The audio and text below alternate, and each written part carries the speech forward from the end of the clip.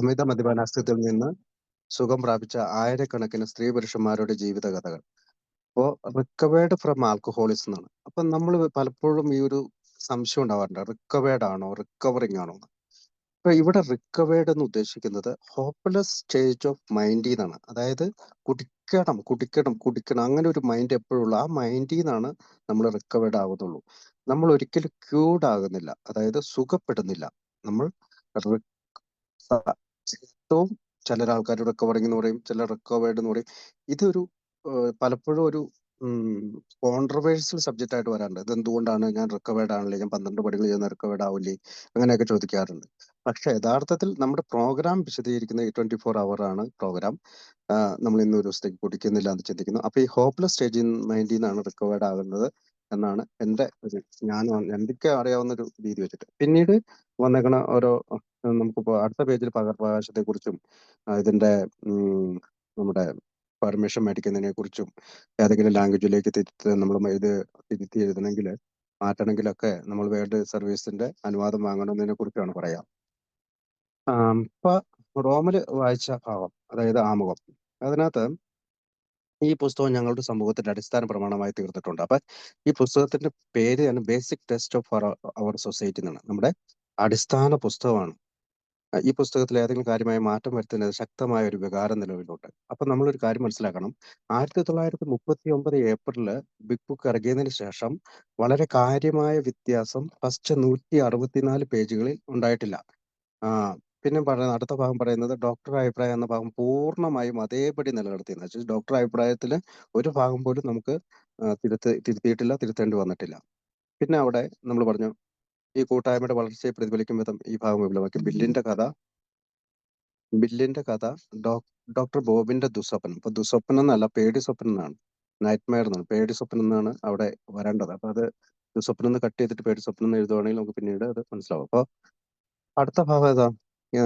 നിങ്ങൾക്ക് മദ്യപാനം ഒരു പ്രശ്നമാണെങ്കിൽ ഇതിൽ 44 വ്യക്തിപരമായ കഥകൾ വായിച്ച ശേഷം സ്വയം ചിന്തിക്കാം, അതെ എനിക്കും അത് സംഭവിച്ചിട്ടുണ്ട്, അല്ലെങ്കിൽ അതിനേക്കാൾ പ്രധാനം എനിക്ക് അങ്ങനെ തോന്നിയിട്ടുണ്ട്, അല്ലെങ്കിൽ ഏറ്റവും പ്രധാനം അതേ ഈ പരിപാടി എന്റെ കാര്യത്തിൽ പ്രാവർത്തികമാക്കാൻ കഴിയുമെന്ന് ഞാൻ വിശ്വസിക്കുന്നു. അപ്പൊ ഇത് തേർഡ് എഡിക്ഷൻ ആണ് നമ്മുടെ ഈ മലയാളം. നമ്മള് തേർഡ് എഡിഷന്റെ ഇംഗ്ലീഷ് പതിപ്പിൽ നിന്നാണ് നമ്മൾ മലയാളത്തിലേക്ക് തർജ്ജമ ചെയ്തേക്കുന്നത്. അടുത്ത പേജ് ഇപ്പോ റോമിൽ വായിച്ചത് 1-ാം പതിപ്പിന്റെ ആമുഖം. അപ്പോൾ ആദ്യം ഇതൊരു ഗ്യാരണ്ടീഡ് പ്രോഗ്രാമാണ്. പ്രകടമായും ആശയറ്റ അവസ്ഥയിലുള്ള മനസ്സിന്റെയും ശരീരത്തിന്റെയും സ്ഥിതിയിൽ നിന്ന് വിമുക്തരായ 100-ലധികം വരുന്നവരാണ് ആൽക്കഹോളിസം മനസ്സിലാങ്ങളായ ഞങ്ങൾ. ഈ പുസ്തകത്തിന്റെ പ്രധാന ഉദ്ദേശം, അപ്പൊ പ്രധാന ഉദ്ദേശം എന്താണ്? ഞങ്ങൾ എങ്ങനെ വിമുക്തരായി എന്ന് ചുരുക്കമുള്ള മറ്റ് അമിത മദ്യപാന രോഗികളെ കണക്കുകളാണ്. അവർക്കാകട്ടെ ഈ പുസ്തകത്തിൽ ധാരാളം സ്വയം ബോധ്യപ്പെടുന്നു ഞങ്ങൾ വിശ്വസിക്കുന്നു. അപ്പൊ നമുക്കറിയാം, ഫൈൻഡിങ് ഗോഡ് എന്നാണ് ഇംഗ്ലീഷിൽ ഇതിന് ആൾക്കാർ ആ ഭാഗത്തെ പറ്റി പറയാം. എന്ന് വെച്ചാൽ ദൈവത്തെ കാണുക. അപ്പൊ നമുക്കറിയാം എന്താണ് ദൈവം എന്ന് ഉദ്ദേശിക്കുന്നത്. God as we understood him. പിന്നെ ഞങ്ങൾ എങ്ങനെ വിമുക്തരായി, എന്തിനാണ് വിമുക്തരാണ്? Hopeless state of mind and body, അതിൽ നിന്നാണ് നമ്മൾ മുക്തരായി എന്നാണ് ആ ഭാഗത്ത് വിവരിക്കുന്നത്. പിന്നെ അടുത്ത പാരഗ്രാഫ് അനോണിമിറ്റിയെ പറ്റി പറയുന്നുണ്ട്. ഈ പ്രസിദ്ധീകരണത്തിന് ഫലമായി ഉണ്ടാകാനിടയുള്ള വിവിധ മനുഷ്യരുടെ അസംഖ്യം അന്വേഷണങ്ങൾ കൈകാര്യം ചെയ്യാൻ ഇപ്പോഴത്തെ അവസ്ഥയിൽ ഞങ്ങൾ എണ്ണത്തിൽ വളരെ കുറവാണ്. അതുകൊണ്ട് ഞങ്ങൾ അജ്ഞാതരായിരിക്കേണ്ടത് വളരെ പ്രധാനപ്പെട്ട സംഗതിയാണ്. അജ്ഞാതരായിരിക്കുക. അവിടെ ഒരു അനോണിമിറ്റിയെ പറ്റി പറയുന്നുണ്ട്. ഞങ്ങളിൽ മിക്കവാറും ബിസിനസ്സുകാരും മറ്റ് സ്ഥാപനങ്ങൾ പ്രവർത്തിക്കുന്നവരുമാണ്. അതുകൊണ്ട് മേൽ പറഞ്ഞ പ്രകാരം സംഭവിച്ചാൽ ഞങ്ങൾക്ക് ഞങ്ങളുടെ തൊഴിലുകൾ ചെയ്യാൻ പറ്റാതെ വരും. അതായത് അനോണിമിറ്റി ബ്രേക്ക് വന്നാൽ അവർക്ക് തൊഴിലുകൾ ചെയ്യാം. ഞങ്ങളുടെ അമിത മദ്യപാന രോഗവിമുക്തിക്കായുള്ള പ്രവർത്തനങ്ങൾ ഞങ്ങളെ സംബന്ധിച്ചിടത്തോളം മറ്റൊരു തൊഴിൽ തന്നെയാണ് എന്ന് മനസ്സിലാക്കി ഞങ്ങൾ. അപ്പം മറ്റൊരു തൊഴിൽ തന്നെയാണ് ഈ മറ്റ് അമിത മദ്യപാന രോഗങ്ങളായിട്ടുള്ള പ്രവർത്തനം. നമ്മളോട് പലപ്പോഴും ചോദിക്കണം, ഇത് തന്നെയാണ് പണി, ഇത് തന്നെയാണ് തൊഴിൽ. അപ്പൊ ഇത് ബുക്കിൽ പറയുന്നത് ഇത് തന്നെയാണ് തൊഴിൽ. അതാണ് ഇപ്പൊ പത്രങ്ങൾ എഴുതിയ പൊതുവെ പ്രശ്നമാണ്. അതിനകത്ത്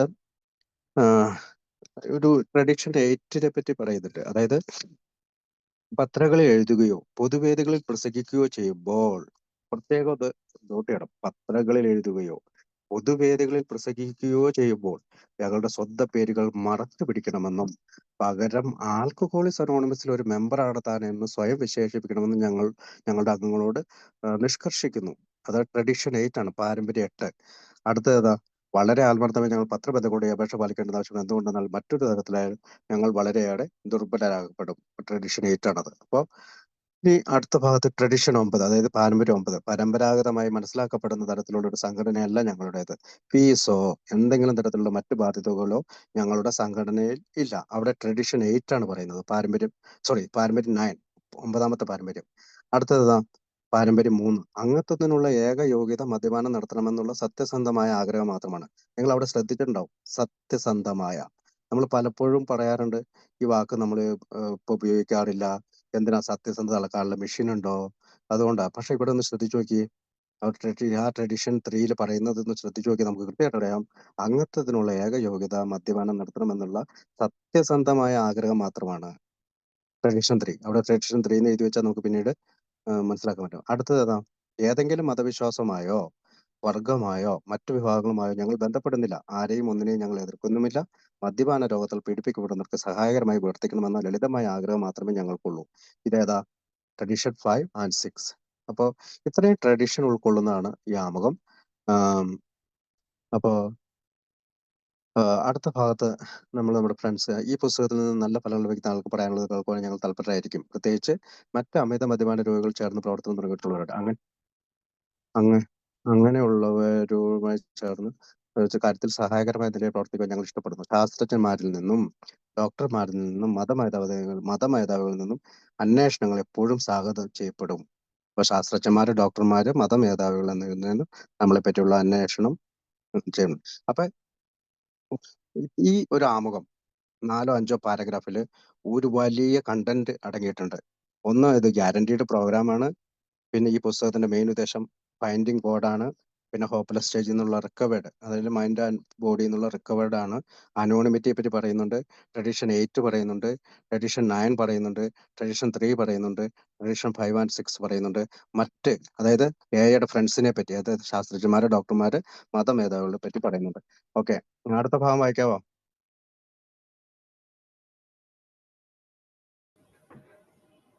അടുത്ത കാര്യം വായിക്കുന്നു. വായിക്കട്ടെ രാജേട്ടാ. വായിച്ചോളൂ. രണ്ടാം പതിപ്പിന്റെ ഈ ആമുഖത്തിൽ വിവരിക്കുന്ന കണക്കുകൾ 1955 ഈ സംഘടന നിലനിന്നിരുന്ന വിധത്തിലാണ്. ഈ പുസ്തകത്തിന്റെ ആദ്യ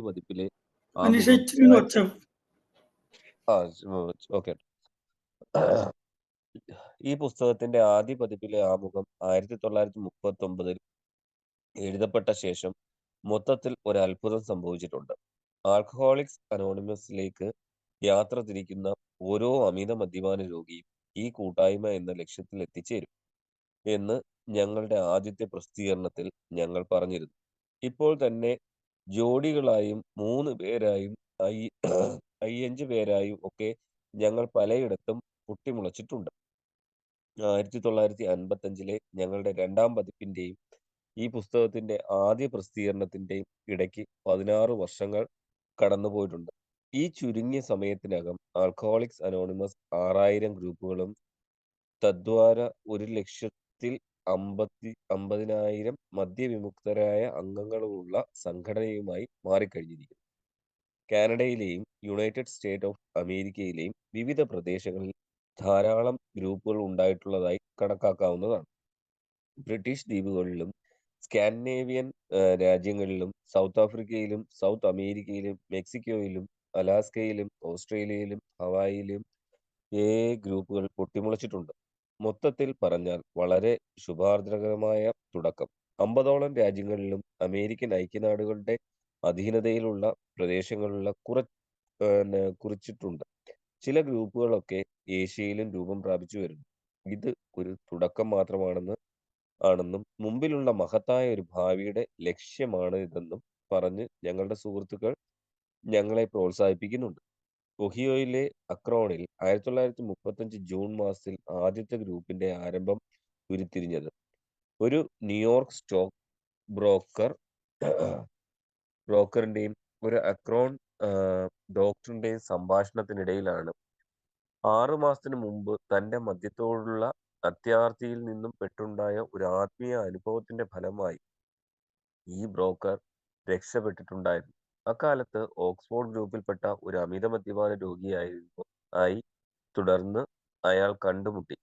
ഡോക്ടർ വില്യം ഡി സിൽക്വർത്ത് എന്ന പേരുള്ള മദ്യപാന ചികിത്സയിൽ വൈദഗ്ധ്യം നേടിയ ഒരു ഡോക്ടറുടെ സഹായം കൂടി അയാൾക്ക് കിട്ടിയിരുന്നു. ഈ ഡോക്ടർ മെമ്പേഴ്സിനെ സംബന്ധിച്ചിടത്തോളം വൈദ്യശാസ്ത്ര രംഗത്തെ പുണ്യവാളനായിട്ടാണ് കണക്കാക്കപ്പെടുന്നത്. ഞങ്ങളുടെ സംഘടനയുമായുള്ള അദ്ദേഹത്തിന്റെ ആദ്യകാല ദിനങ്ങളെക്കുറിച്ച് ഉള്ള കഥ ഇതിന്റെ തൊട്ടടുത്തുള്ള പേജുകളിൽ ഞങ്ങൾക്ക് വായിക്കാം. ഈ ഡോക്ടറിൽ നിന്നും ആൽക്കഹോളിസത്തിന്റെ കടുത്ത പ്രകൃതത്തെക്കുറിച്ച് നേരത്തെ സൂചിപ്പിച്ച ബ്രോക്കർ മനസ്സിലാക്കിയിട്ടുണ്ടായിരുന്നു.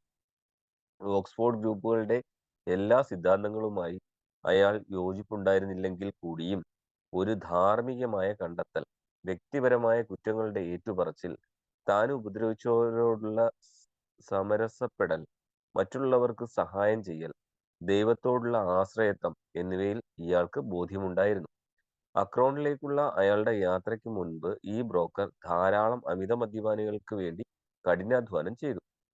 ഒരു അമിത മദ്യപന് മാത്രമേ മറ്റൊരു അമിത മദ്യപനെ സഹായിക്കാനാവൂ എന്നായിരുന്നു അദ്ദേഹത്തിന്റെ വിശ്വാസ പ്രമാണം. പക്ഷേ സ്വയം സുബോധാവസ്ഥ നിലനിർത്തുന്നതിൽ മാത്രമേ അദ്ദേഹത്തിന് വിജയിക്കുവാൻ കഴിഞ്ഞിരുന്നുള്ളൂ. തകർന്നുപോയ ഒരു ബിസിനസ് സംരംഭം ആയിട്ടാണ് ആ ബ്രോക്കർ അക്രോണിലേക്ക് പോയത്.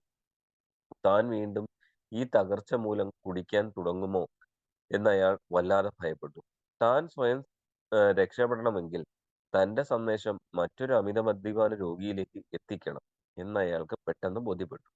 ആ അമിത മദ്യപാന രോഗിയാകട്ടെ അക്രോണിലെ ഒരു ഡോക്ടറായിരുന്നു. ഈ ഡോക്ടർ നിരന്തരമായി ആത്മീയ മാർഗങ്ങൾ തന്റെ അമിത മദ്യപാന ധർമ്മസങ്കടത്തിനുള്ള പരിഹാരമായി കണ്ടിരുന്നുവെങ്കിലും അതിൽ പരാജയപ്പെട്ടിരുന്നു. പക്ഷെ അമിത മദ്യപാന രോഗത്തെക്കുറിച്ച് ഡോക്ടർ സിൽക്ക് വർത്ത് വിവരണം നൽകി കഴിഞ്ഞപ്പോൾ ഈ ഡോക്ടർ മുമ്പൊരിക്കലും സമാഹരിക്കാൻ കഴിഞ്ഞിട്ടില്ലാത്ത ആഗ്രഹത്തോടു കൂടി തന്റെ കഷ്ടത്തിനുള്ള മരുന്നായി ആത്മീയ മാർഗം പിന്തുടരുവാൻ തീരുമാനിച്ചു. അദ്ദേഹം സുബോധമുള്ളവനായി തീർന്നു. പിന്നീട് ഒരിക്കലും കുടിച്ചിരുന്നില്ല. 1950 തന്റെ മരണം വരെ ഒരു ആൽക്കഹോളിക് അല്ലാതെ ഒരാൾക്ക് കഴിയുന്നതിനേക്കാൾ കൂടുതലായി മറ്റൊരു ആൽക്കഹോളിക്കിനെ സ്വാധീനിക്കാൻ കഴിഞ്ഞു എന്ന് ഇത് തെളിയിക്കുന്നതായി കാണപ്പെട്ടു. ആ ആൽക്കഹോളിക്ക് മറ്റൊരു ആൽക്കഹോളിക്കുമൊത്തുള്ള തീവ്രമായ പ്രവർത്തനം സ്ഥിരമായി രോഗശമനത്തിന് വളരെ പ്രധാനമാണെന്നും ഇത് സൂചിപ്പിച്ചു. അങ്ങനെ അക്രോൺ സിറ്റി ഹോസ്പിറ്റലിൽ എത്തിച്ചേർന്ന അമിത മദ്യപാന രോഗികൾക്ക് വേണ്ടി ഈ രണ്ടുപേരും ഏതാണ്ട് ആവേശത്തോടെ പ്രവർത്തനം ആരംഭിച്ചു. മദ്യപാനം കൊണ്ട് തകർന്നടിഞ്ഞ ഒരു മനുഷ്യനായിരുന്നു അവരുടെ ആദ്യത്തെ ഇര. പെട്ടെന്ന് സുഖം പ്രാപിക്കുകയും മൂന്നാമത്തെ മെമ്പറായി തീരുകയും ചെയ്തു. അയാൾ പിന്നീട് ഒരിക്കലും കുടിച്ചിട്ടില്ല. 1935 വേനൽക്കാലം മുഴുവൻ അക്രോണിലെ ആ ജോലി അവർ തുടർന്നു. പരാജയങ്ങളുടെ കഥകളും ഒട്ടേറെ ഉണ്ടായിരുന്നു. എന്നാൽ ചിലപ്പോഴൊക്കെ ഹൃദ്യമായ വിജയവും ഉണ്ടായി. 1935 അവസാനത്തോടു കൂടി ആ ബ്രോക്കർ ന്യൂയോർക്കിലേക്ക് മടങ്ങുമ്പോൾ ആദ്യത്തെ ഗ്രൂപ്പ് യഥാർത്ഥത്തിൽ രൂപം പ്രാപിച്ചു കഴിഞ്ഞിരുന്നു. ആരും അതിനെക്കുറിച്ച് ബോധവാന്മാരായിരുന്നില്ലെങ്കിലും ഒരു രണ്ടാമത്തെ ചെറിയ ഗ്രൂപ്പ് ന്യൂയോർക്ക് രൂപം പ്രാപിച്ചിരുന്നു. അതിനു പുറമെ പലയിടങ്ങളിലായി ചിതറിക്കിടന്നിരുന്ന അമിത മദ്യപാന രോഗികൾ തങ്ങൾക്ക് അക്രോണിൽ നിന്നും ന്യൂയോർക്കിൽ നിന്നും ലഭിച്ച അടിസ്ഥാന തത്വങ്ങൾ മൂലം മറ്റ് പല നഗരങ്ങളിലേക്കും ഗ്രൂപ്പുകൾ ഉണ്ടാക്കുവാൻ ശ്രമിച്ചു കൊണ്ടിരിക്കുകയായിരുന്നു. 1937 അവസാനമായപ്പോഴേക്കും വ്യക്തമായ സുബോധാവസ്ഥയിലുള്ള ആളുകളുടെ എണ്ണം ഒരു പുതിയ വെളിച്ചം അമിത മദ്യപാന രോഗികളുടെ ഇരുണ്ട ലോകത്തിലേക്ക് കടന്നു വന്നിട്ടുണ്ടായിരുന്നു എന്ന് ബോധ്യപ്പെടുന്ന തരത്തിലുള്ളതായിരുന്നു. പ്രവർത്തനങ്ങളിൽ മുഴുകിക്കൊണ്ടിരുന്ന ഗ്രൂപ്പുകൾക്ക് തങ്ങളുടെ സന്ദേശം അദ്വിതീയമായ അനുഭവവും ലോകത്തിനു മുമ്പിലേക്ക് അവതരിപ്പിക്കുവാൻ ഇതാണ് തക്ക സമയമെന്ന് തോന്നിത്തുടങ്ങി. ഈ തീരുമാനം 1939 വസന്തകാലത്ത് ഈ പുസ്തകത്തിന്റെ പ്രസിദ്ധീകരണത്തോടെ ഫലപ്രാപ്തിയിലെത്തി. അപ്പോഴേക്കും മൊത്തം അംഗസംഖ്യ സ്ത്രീകളും പുരുഷന്മാരും അടക്കം ഏതാണ്ട് 100ഓളമായി കഴിഞ്ഞിരുന്നു. പുതുതായി ചിറകുമുളച്ച ഈ പേരില്ല സമൂഹം അതിന്റെ തന്നെ പുസ്തകത്തിന്റെ പേരായ ആൽക്കഹോളിക്സ് അനോണിമസ് എന്ന് വിളിക്കപ്പെടാൻ തുടങ്ങി. അന്ധമായി മുന്നോട്ട് പോയിക്കൊണ്ടിരുന്ന കാലഘട്ടം അവസാനിക്കുകയും അതിന്റെ പ്രാരംഭ ഘട്ടത്തിലെ ഒരു പുതിയ അവസ്ഥയിലേക്ക് പ്രവേശിക്കുകയും ചെയ്തു. ഈ പുസ്തകത്തിന്റെ പ്രകാശനത്തോടെ ഒരുപാട് കാര്യങ്ങൾ സംഭവിക്കാൻ തുടങ്ങി. ഡോക്ടർ ഹാരി എമേഴ്സൺ ഫോസ്ഡിക് എന്ന പ്രസിദ്ധനായ വൈദികൻ അതിനെ അവലോകനം ചെയ്യുകയും അംഗീകരിക്കുകയും ചെയ്തു. 1939 അവസാനത്തോടെ ഹൂൾട്ടൺ ഓർസിലർ അന്നത്തെ ലിബർട്ടി എന്ന പത്രത്തിന്റെ പത്രാധിപർ. ആൽക്കഹോളിക്സ് ദൈവവും എന്ന ലേഖനം തന്റെ മാസികയിൽ പ്രസിദ്ധീകരിച്ചു. ഇതിനിടയിൽ ആരംഭിച്ചു കഴിഞ്ഞിരുന്ന ന്യൂയോർക്കിലെ ചെറിയ ഓഫീസിലേക്കും ഈ ലേഖനം പ്രസിദ്ധീകരിച്ചതിന്റെ ഫലമായി 800ഓളം വേവലാതി പൂണ്ട അന്വേഷണങ്ങൾ എത്തി. ഓരോ അന്വേഷണത്തിനും കഷ്ടപ്പെട്ടാണെങ്കിലും മറുപടി നൽകുവാൻ പ്രത്യേകം ശ്രദ്ധിച്ചു. ബുക്കുകളും ലഘുലേഖകളും അയച്ചു കൊടുത്ത് നിലവിലുണ്ടായിരുന്ന ഗ്രൂപ്പുകളിൽപ്പെട്ട ബിസിനസ്സുകാർ പുറത്തേക്ക് യാത്ര ചെയ്യുമ്പോൾ അവരുടെ പേരുകൾ ഈ നവാഗതർക്ക് നിർദ്ദേശിച്ചു കൊടുത്തു. പുതിയ ഗ്രൂപ്പുകൾ ഉയർന്നു വരാൻ തുടങ്ങി. എല്ലാവർക്കും അത്ഭുതം പകർന്നുകൊണ്ട് എയുടെ സന്ദേശം എഴുത്തുകളിലൂടെയും അതുപോലെ തന്നെ വാമൊഴികളിലൂടെയും പ്രചരിപ്പിക്കാമെന്ന് കണ്ടു.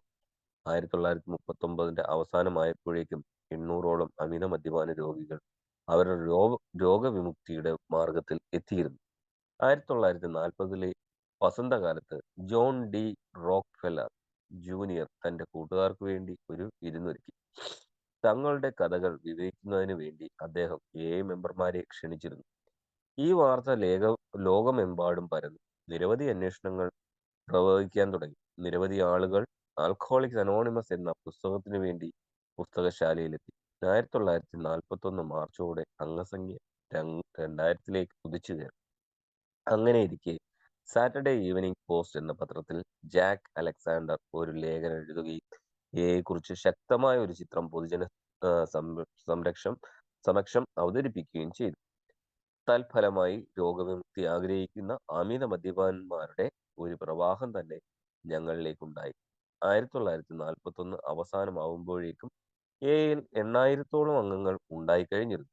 ഗ്രൂപ്പുകൾ മുളച്ചു പൊന്തുന്ന പ്രക്രിയ അതിന്റെ പൂർണ്ണതയിലെത്തി. എ ഒരു ദേശീയ സ്ഥാപനമായി മാറിക്കഴിഞ്ഞിട്ടുണ്ടായിരുന്നു. ഞങ്ങളുടെ സംഘടന പിന്നീട് ഒരു ഭയാനകവും ആവേശഭരിതവുമായ കൗമാരാവസ്ഥയിലെത്തി. അത് അഭിമുഖീകരിച്ച പരീക്ഷണം ഇതായിരുന്നു. ഇതുവരെ ഉദ്ദേശലക്ഷ്യങ്ങളില്ലാത്ത ചുറ്റിത്തിരിഞ്ഞ അമിത മദ്യപാന രോഗിക്ക് കണ്ടുമുട്ടാനും ഒരുമിച്ച് വിജയകരമായി പ്രവർത്തിക്കാനും കഴിയുമോ? അംഗത്തെക്കുറിച്ചും നേതൃത്വത്തെക്കുറിച്ചും പണത്തെ സംബന്ധിച്ചും വഴക്കുണ്ടാകില്ലേ? സ്ഥാനത്തിനു വേണ്ടിയും അധികാരത്തിനു വേണ്ടിയും വടംവലികൾ ഉണ്ടാകില്ലേ? മതഭിന്നതകളുടെ പേരിൽ ഛിന്നഭിന്നമാകപ്പെടില്ലേ? താമസിക്കാതെ പല ഗ്രൂപ്പുകളിലും ഈ പ്രശ്നങ്ങൾ ഉണ്ടായി. പക്ഷേ ഭയപ്പെടുത്തുന്നതും നിരുത്സാഹപ്പെടുത്തുന്നതുമായ ഈ അനുഭവത്തിന് ഇടയിലും അംഗങ്ങൾ ഒത്തൊരുമിച്ച് നിന്ന് മുന്നോട്ടു പോകണമെന്നും ഭിന്നരായി നിന്നാൽ തകർന്നു പോകുമെന്നുള്ള ദൃഢനിശ്ചയമുണ്ടായിരുന്നു. ഒന്നുകിൽ ഞങ്ങൾക്ക് ഞങ്ങളുടെ കൂട്ടായ്മ കൂട്ടിയോജിപ്പിക്കുകയോ അല്ലെങ്കിൽ രംഗത്തു നിന്ന് മാറുകയോ ചെയ്യേണ്ടിയിരുന്നു. ഒരു അമിത മദ്യപാന രോഗിക്ക് ജീവിക്കാൻ ആവശ്യമായ തത്വങ്ങൾ ഞങ്ങൾ കണ്ടെത്തിയിട്ടുണ്ടായിരുന്നത് പോലെ ഗ്രൂപ്പുകൾ മൊത്തത്തിലുള്ള എയുടെ നിലനിർത്തുന്നതിലും ഫലപ്രദമായി പ്രവർത്തനത്തിലും ആവശ്യമായ തത്വങ്ങൾ ഞങ്ങൾക്ക് ആവിഷ്കരിക്കേണ്ടതുണ്ടായിരുന്നു. അമിത മദ്യപാന രോഗിയായ ഒരു സ്ത്രീയോ പുരുഷനോ ഞങ്ങളുടെ സംഘടനയിൽ നിന്ന് നിരസിക്കപ്പെടരുതെന്ന് ഞങ്ങൾ നിഷ്കർഷിച്ചു. അതുപോലെ തന്നെ ഞങ്ങളുടെ നേതാക്കൾ സേവനം ചെയ്യുകയല്ലാതെ ആരെയും ഭരിക്കുന്നരുതെന്നും നിശ്ചയിക്കപ്പെട്ടു. ഓരോ ഗ്രൂപ്പും പരമാധികാരമുള്ളവരായിരിക്കണമെന്നും ചികിത്സ മുതലായ തത്വങ്ങൾ തങ്ങൾ നടത്തരുതെന്നും തീരുമാനിക്കപ്പെട്ടു. യാതൊരു വിധത്തിലുള്ള ഫീസോ ബാധ്യതകളോ ഉണ്ടാക്കരുത്. ഞങ്ങളുടെ ചെലവുകൾ ഞങ്ങളുടെ തന്നെ സംഭാവനകളിലൂടെ നിർവഹിക്കണമെന്നും തീരുമാനിച്ചു. ഞങ്ങളുടെ സർവീസ് സെന്ററുകളിൽ പോലും ചെറിയ തോതിലുള്ള സംഘടനാ സ്വഭാവമേ പാടുള്ളൂ എന്നും ഞങ്ങൾ തീരുമാനിച്ചു. പൊതുജനങ്ങളുമായുള്ള ബന്ധത്തിൽ മെമ്പർമാരെ കൂടുതലായി ചേർക്കൽ എന്നതിനേക്കാൾ അവരെ ആകർഷിക്കൽ എന്ന തത്വങ്ങൾ ഞങ്ങൾ വിശ്വസിച്ചു. പത്രങ്ങളിലും റേഡിയോയിലും ടിവിയിലും സിനിമയിലും ഒക്കെ എല്ലാ അംഗങ്ങളും അനാമധേയത്വം വെച്ചു പുലർത്തണം എന്ന് പ്രത്യേകം നിഷ്കർഷിച്ചു. ഒരു സാഹചര്യത്തിലും പുറമേ നിന്നുള്ള കാര്യങ്ങൾക്ക് അംഗീകാരം കൊടുക്കുകയോ മറ്റു സംഘടനകളുമായി യോജിക്കുകയോ പൊതുവിവാദങ്ങളിൽ ഏർപ്പെടുകയോ ചെയ്യരുതെന്ന് ഞങ്ങൾ നിശ്ചയിച്ചു. ഈ പുസ്തകത്തിന്റെ 564 പേജിൽ വിവരിക്കുന്ന മട്ടിലുള്ള ഞങ്ങളുടെ 12 പാരമ്പര്യ തത്വങ്ങളുടെ സത്ത ഇതാണ്. ഈ തത്വങ്ങൾക്കൊന്നും ഒരു പുതിയ നിയമത്തിന്റെ ശക്തി ഇല്ലായിരുന്നുവെങ്കിൽ 1950ഓടെ വ്യാപകമായി ഈ അംഗീകരിക്കപ്പെട്ട ക്ലീവ്ലാൻഡ് ചേർന്ന ആദ്യത്തെ ഇന്റർനാഷണൽ കോൺഫറൻസിൽ വെച്ച് എയുടെ തത്വങ്ങൾ അംഗീകരിക്കപ്പെട്ടു. ഇപ്പോൾ ഞങ്ങൾക്കുള്ള ഏറ്റവും അമൂല്യമായ സ്വത്ത് എടുത്തു പറയത്തക്ക വിധത്തിലുള്ള എയുടെ ഐക്യമാണ്. ഞങ്ങളുടെ കൗമാരദശയുടെ ആഭ്യന്തരമായ ബുദ്ധിമുട്ടുകൾ തരണം ചെയ്യുന്നതിനിടയിൽ പൊതുജനപ്രീതിയും ഞങ്ങൾ ക്രമാതീതമായി വളർന്നു. ഇതിന് എടുത്തു പറയത്തക്ക 2 കാരണങ്ങൾ ഉണ്ടായിരുന്നു. അസംഖ്യം രോഗവിമുക്തിയും പിരിഞ്ഞു പോയിരുന്ന കുടുംബാംഗങ്ങളെ യോജിപ്പിക്കലും ഇവയുടെ അധീശത്വം എല്ലായിടത്തും വ്യാപിച്ചു. എയിൽ വന്ന അമിത മദ്യപാന രോഗികൾ യഥാർത്ഥത്തിൽ ശരിയായി ശ്രമിച്ചവരിൽ 50% പേര് പെട്ടെന്ന് തന്നെ സുബോധാവസ്ഥയിലുള്ളതായി തീരുകയും അങ്ങനെ തുടരുകയും ചെയ്തു. 25% ആളുകൾ സുബോധാവസ്ഥയിൽ എത്തിയത് കുടിയിലേക്ക് ഇടയ്ക്കുള്ള ഇടർച്ചയോടുകൂടിയാണ്. എയിൽ തുടർന്ന് മറ്റു ആളുകൾ നല്ല പുരോഗതി കാണിച്ചു. 1000-ഓളം ആളുകൾ ഏതാനും മീറ്റിംഗുകളിൽ പങ്കെടുക്കുകയും ഈ പ്രോഗ്രാം ഞങ്ങൾക്ക് ആവശ്യമില്ലെന്ന് ആദ്യമൊക്കെ തീരുമാനിക്കുകയും ചെയ്തു. പക്ഷേ കാലം മുന്നോട്ട് നീങ്ങിയപ്പോൾ ഇക്കൂട്ടരിൽ വലിയൊരളവിലുള്ള ആളുകൾ ഏതാണ്ട് മൂന്നിൽ 2 പേർ മടങ്ങി വരാൻ തുടങ്ങി. എയുടെ വിപുലമായ അംഗീകാരം നേടലിനുള്ള മറ്റൊരു കാരണം അതിൻ്റെ സുഹൃത്തുക്കളുടെ വിലമതിക്കാനാവാത്ത സേവനങ്ങളാണ്. വൈദ്യശാസ്ത്രരംഗം, മതം, പത്രങ്ങൾ കൂടാതെ അസംഖ്യം സുഹൃത്തുക്കൾ എന്നിവരൊക്കെ ഞങ്ങളുടെ സമർത്ഥവും സ്ഥിരവുമായ അഡ്വക്കേറ്റുമാരായി അവരുടെയൊക്കെ പിന്തുണയില്ലായിരുന്നുവെങ്കിൽ വളരെ ചെറിയ പുരോഗതി കാണിക്കാൻ മാത്രമേ ഞങ്ങൾക്ക് കഴിയുമായിരുന്നുള്ളൂ. എയുടെ വൈദ്യശാസ്ത്ര രംഗത്ത് മതങ്ങളിലും ഉണ്ടായിരുന്ന പ്രാരംഭ സുഹൃത്തുക്കളെ പറ്റി ഈ പുസ്തകത്തിന്റെ ഇനിയുള്ള താളുകളിൽ കാണാവുന്നതാണ്. ആൽക്കഹോളിക് അനോണിമസ് എന്ന് പറയുന്നത് ഒരു മതപരമായ സംഘടനയല്ല. ഒരു പ്രത്യേക ചികിത്സാ പദ്ധതി അതിനില്ല. പക്ഷേ ഞങ്ങൾ വിപുലമായ വൈദ്യശാസ്ത്ര രംഗത്തുള്ളവരുമായി, മതങ്ങളിലുള്ളവരുമായി സഹകരിക്കാറുണ്ട്. ആൽക്കഹോൾ വ്യക്തികളെ ബഹുമാനിക്കാത്ത കൂട്ടത്തിലായതുകൊണ്ട് ഞങ്ങൾ ശരിക്കും അമേരിക്കയുടെ ഒരു പരിച്ഛേദമാണ്. മറ്റു വിദൂര പ്രദേശങ്ങളിലും ഇതേപോലുള്ള ജനാധിപത്യപരമായ തുലനാവസ്ഥ നടന്നുകൊണ്ടിരിക്കുകയാണ്. ഓരോ വ്യക്തിയുടെയും മതവിശ്വാസത്തിന്റെ പശ്ചാത്തലത്തിൽ പറഞ്ഞാൽ ഞങ്ങളുടെ കൂട്ടത്തിൽ കത്തോലിക്കരുണ്ട്, പ്രൊട്ടസ്റ്റന്റുകാരുണ്ട്, ജൂതന്മാരുണ്ട്, ഹിന്ദുക്കളും മുസൽമാന്മാരും ഉണ്ട്, ബുദ്ധന്മാരുണ്ട്. ഞങ്ങളുടെ കൂട്ടത്തിലെ 15% സ്ത്രീകളാണ്. ഒരു വർഷം 20% എന്ന തോതിൽ ഞങ്ങളുടെ അംഗത്വം വർദ്ധിച്ചുകൊണ്ടിരിക്കുന്നു. നാളിതുവരെ നിരവധി ദശലക്ഷക്കണക്കിനുള്ള ശക്തമായ അമിത മദ്യപാന രോഗികൾക്കിടയിൽ ഒരു നേരിയ വിള്ളലിന്റെ സ്ഥാനം മാത്രമേ ഞങ്ങൾക്ക് നേടാനായിട്ടുള്ളൂ. ശാഖോപശാഖയായി ഞങ്ങൾ വളർച്ചയ്ക്ക് മദ്യപാന രോഗത്തിന്റെ ഒരംശത്തെ മാത്രം സ്പർശിക്കാനേ കഴിഞ്ഞിട്ടുള്ളൂ. ആൽക്കഹോളിക്കിനുള്ള ചികിത്സയുടെ കാര്യത്തിൽ ഞങ്ങൾക്ക് യാതൊരു കുത്തകയുമില്ല. ഇപ്പോഴും ഒരു ഉത്തരം കണ്ടെത്തിയിട്ടില്ലാത്തവരെങ്കിലും ഉണ്ടെങ്കിൽ അവർക്ക് ഈ പുസ്തകത്തിന്റെ താളുകളിൽ നിന്നും അത് കണ്ടെത്താമെന്ന്, പുതിയ സ്വാതന്ത്ര്യത്തിന്റെ പാതയിലേക്ക് ഞങ്ങളോടൊപ്പം ചേരാമെന്ന് ഞങ്ങൾ പ്രത്യാശിക്കുന്നു. ചേട്ടാ, താങ്ക് യു. മനീഷെ, വായിച്ചതിന് വളരെയധികം നന്ദി. ഈ ഒറ്റയടിക്ക് അത് മുഴുവൻ വായിക്കണമെന്നല്ല, കുറച്ച് എല്ലാവർക്കും വായിക്കത്തക്ക രീതി നമുക്കൊന്ന് ഡിവൈഡ് ചെയ്ത് പോവുകയാണെങ്കിൽ ഒരാൾ ഒറ്റ സ്ട്രെച്ച് വായിച്ചാൽ മറ്റുള്ളവർക്കും സമയം കിട്ടും, വായിക്കാനും നമുക്കുള്ള ബുദ്ധിമുട്ടില്ലാതെ മുമ്പോട്ട് പോവാം. Thank you. ഞാൻ പറഞ്ഞത് മുഴുവൻ കേട്ടായിരുന്നോ രാജേഷേട്ടാ? അത് കേട്ടായിരുന്നു. ആദ്യത്തെ ഒന്നാം പതിപ്പിന്റെ അവസാനം വരെ കേട്ടില്ലേ? അത് കേട്ടു. ട്രഡീഷണൽ കാര്യങ്ങളൊക്കെ പറയണേ. ഓക്കെ, അപ്പൊ ഞാൻ ഇതൊന്ന് ചെറുതായിട്ട് പറഞ്ഞോട്ടെ, അത് കഴിഞ്ഞിട്ട് പിന്നെ മുന്നോട്ട് പോവാം. ഇപ്പൊ രണ്ടാം പതിപ്പിന്റെ ആമുഖമാണ് ഇപ്പൊ മനീഷ് വായിച്ചത്. രണ്ടാം പതിപ്പിന്റെ ആമുഖത്തിന്റെ ആദ്യത്തെ പാരഗ്രാഫില് ഈ പുസ്തകത്തിന്റെ ആദ്യ പതിപ്പിന്റെ ആമുഖം 1939 എഴുതപ്പെട്ട ശേഷം മൊത്തത്തിൽ ഒരു അത്ഭുതം സംഭവിച്ചിട്ടുണ്ട്. എന്താണ് അത്ഭുതം? ആൽക്കഹോളിക്സ് അനോണിമസിലേക്ക് യാത്രയിരിക്കുന്ന ഓരോ അമിത മദ്യപാന രോഗിയും ഈ കൂട്ടായ്മ എന്ന ലക്ഷ്യത്തിൽ എത്തിച്ചേരും എന്ന ഞങ്ങളുടെ ആദ്യത്തെ പ്രസിദ്ധീകരണത്തിൽ ഞങ്ങൾ പറഞ്ഞിരുന്നു. അതായത് 1939 എഴുതിയ പ്രസിദ്ധീകരണത്തിൽ അവർ പറഞ്ഞിരുന്നു, ഈ ഓരോ അമിത മദ്യപാന രോഗിയും ഈ കൂട്ടായ്മ എന്ന ലക്ഷ്യത്തിലേക്ക്, അല്ലെങ്കിൽ എന്ന ഫെലോഷിപ്പിലേക്ക് എത്തിച്ചേരും. ഇപ്പോൾ തന്നെ ജോഡികളായും 3 പേരായും 5 പേരായും ഒക്കെ ഞങ്ങൾ പലയിടത്തും പൊട്ടിമുളിച്ചിട്ടുണ്ട്. അവിടെ ലോകം മുഴുവനും വ്യാപിക്കുന്ന നമ്മുടെ ഗ്രൂപ്പുകളെ കുറിച്ചാണ് പറഞ്ഞത്. ചില ഗ്രൂപ്പുകളിൽ 2 പേരുള്ളൂ, ചില ഗ്രൂപ്പിൽ 3 പേരുണ്ട്, ചില ഗ്രൂപ്പിൽ 5 പേരുണ്ട്. നമുക്കറിയാം, ഇന്നും നമ്മുടെ നാട്ടിലും ലോകം മുഴുവനും ഒക്കെ അങ്ങനെ തന്നെയാണ് ഗ്രൂപ്പുകൾ പൊട്ടിമുളച്ചിട്ടുള്ളത്. അപ്പോൾ പിന്നെ പറയുന്നത് നമ്മുടെ വളർച്ചയെ പറ്റി പറയുന്നത് 1955 1939 ആദ്യത്തെ എഡിക്ഷന് ശേഷം 1955 രണ്ടാമത്തെ എഡിഷൻ തന്നെ.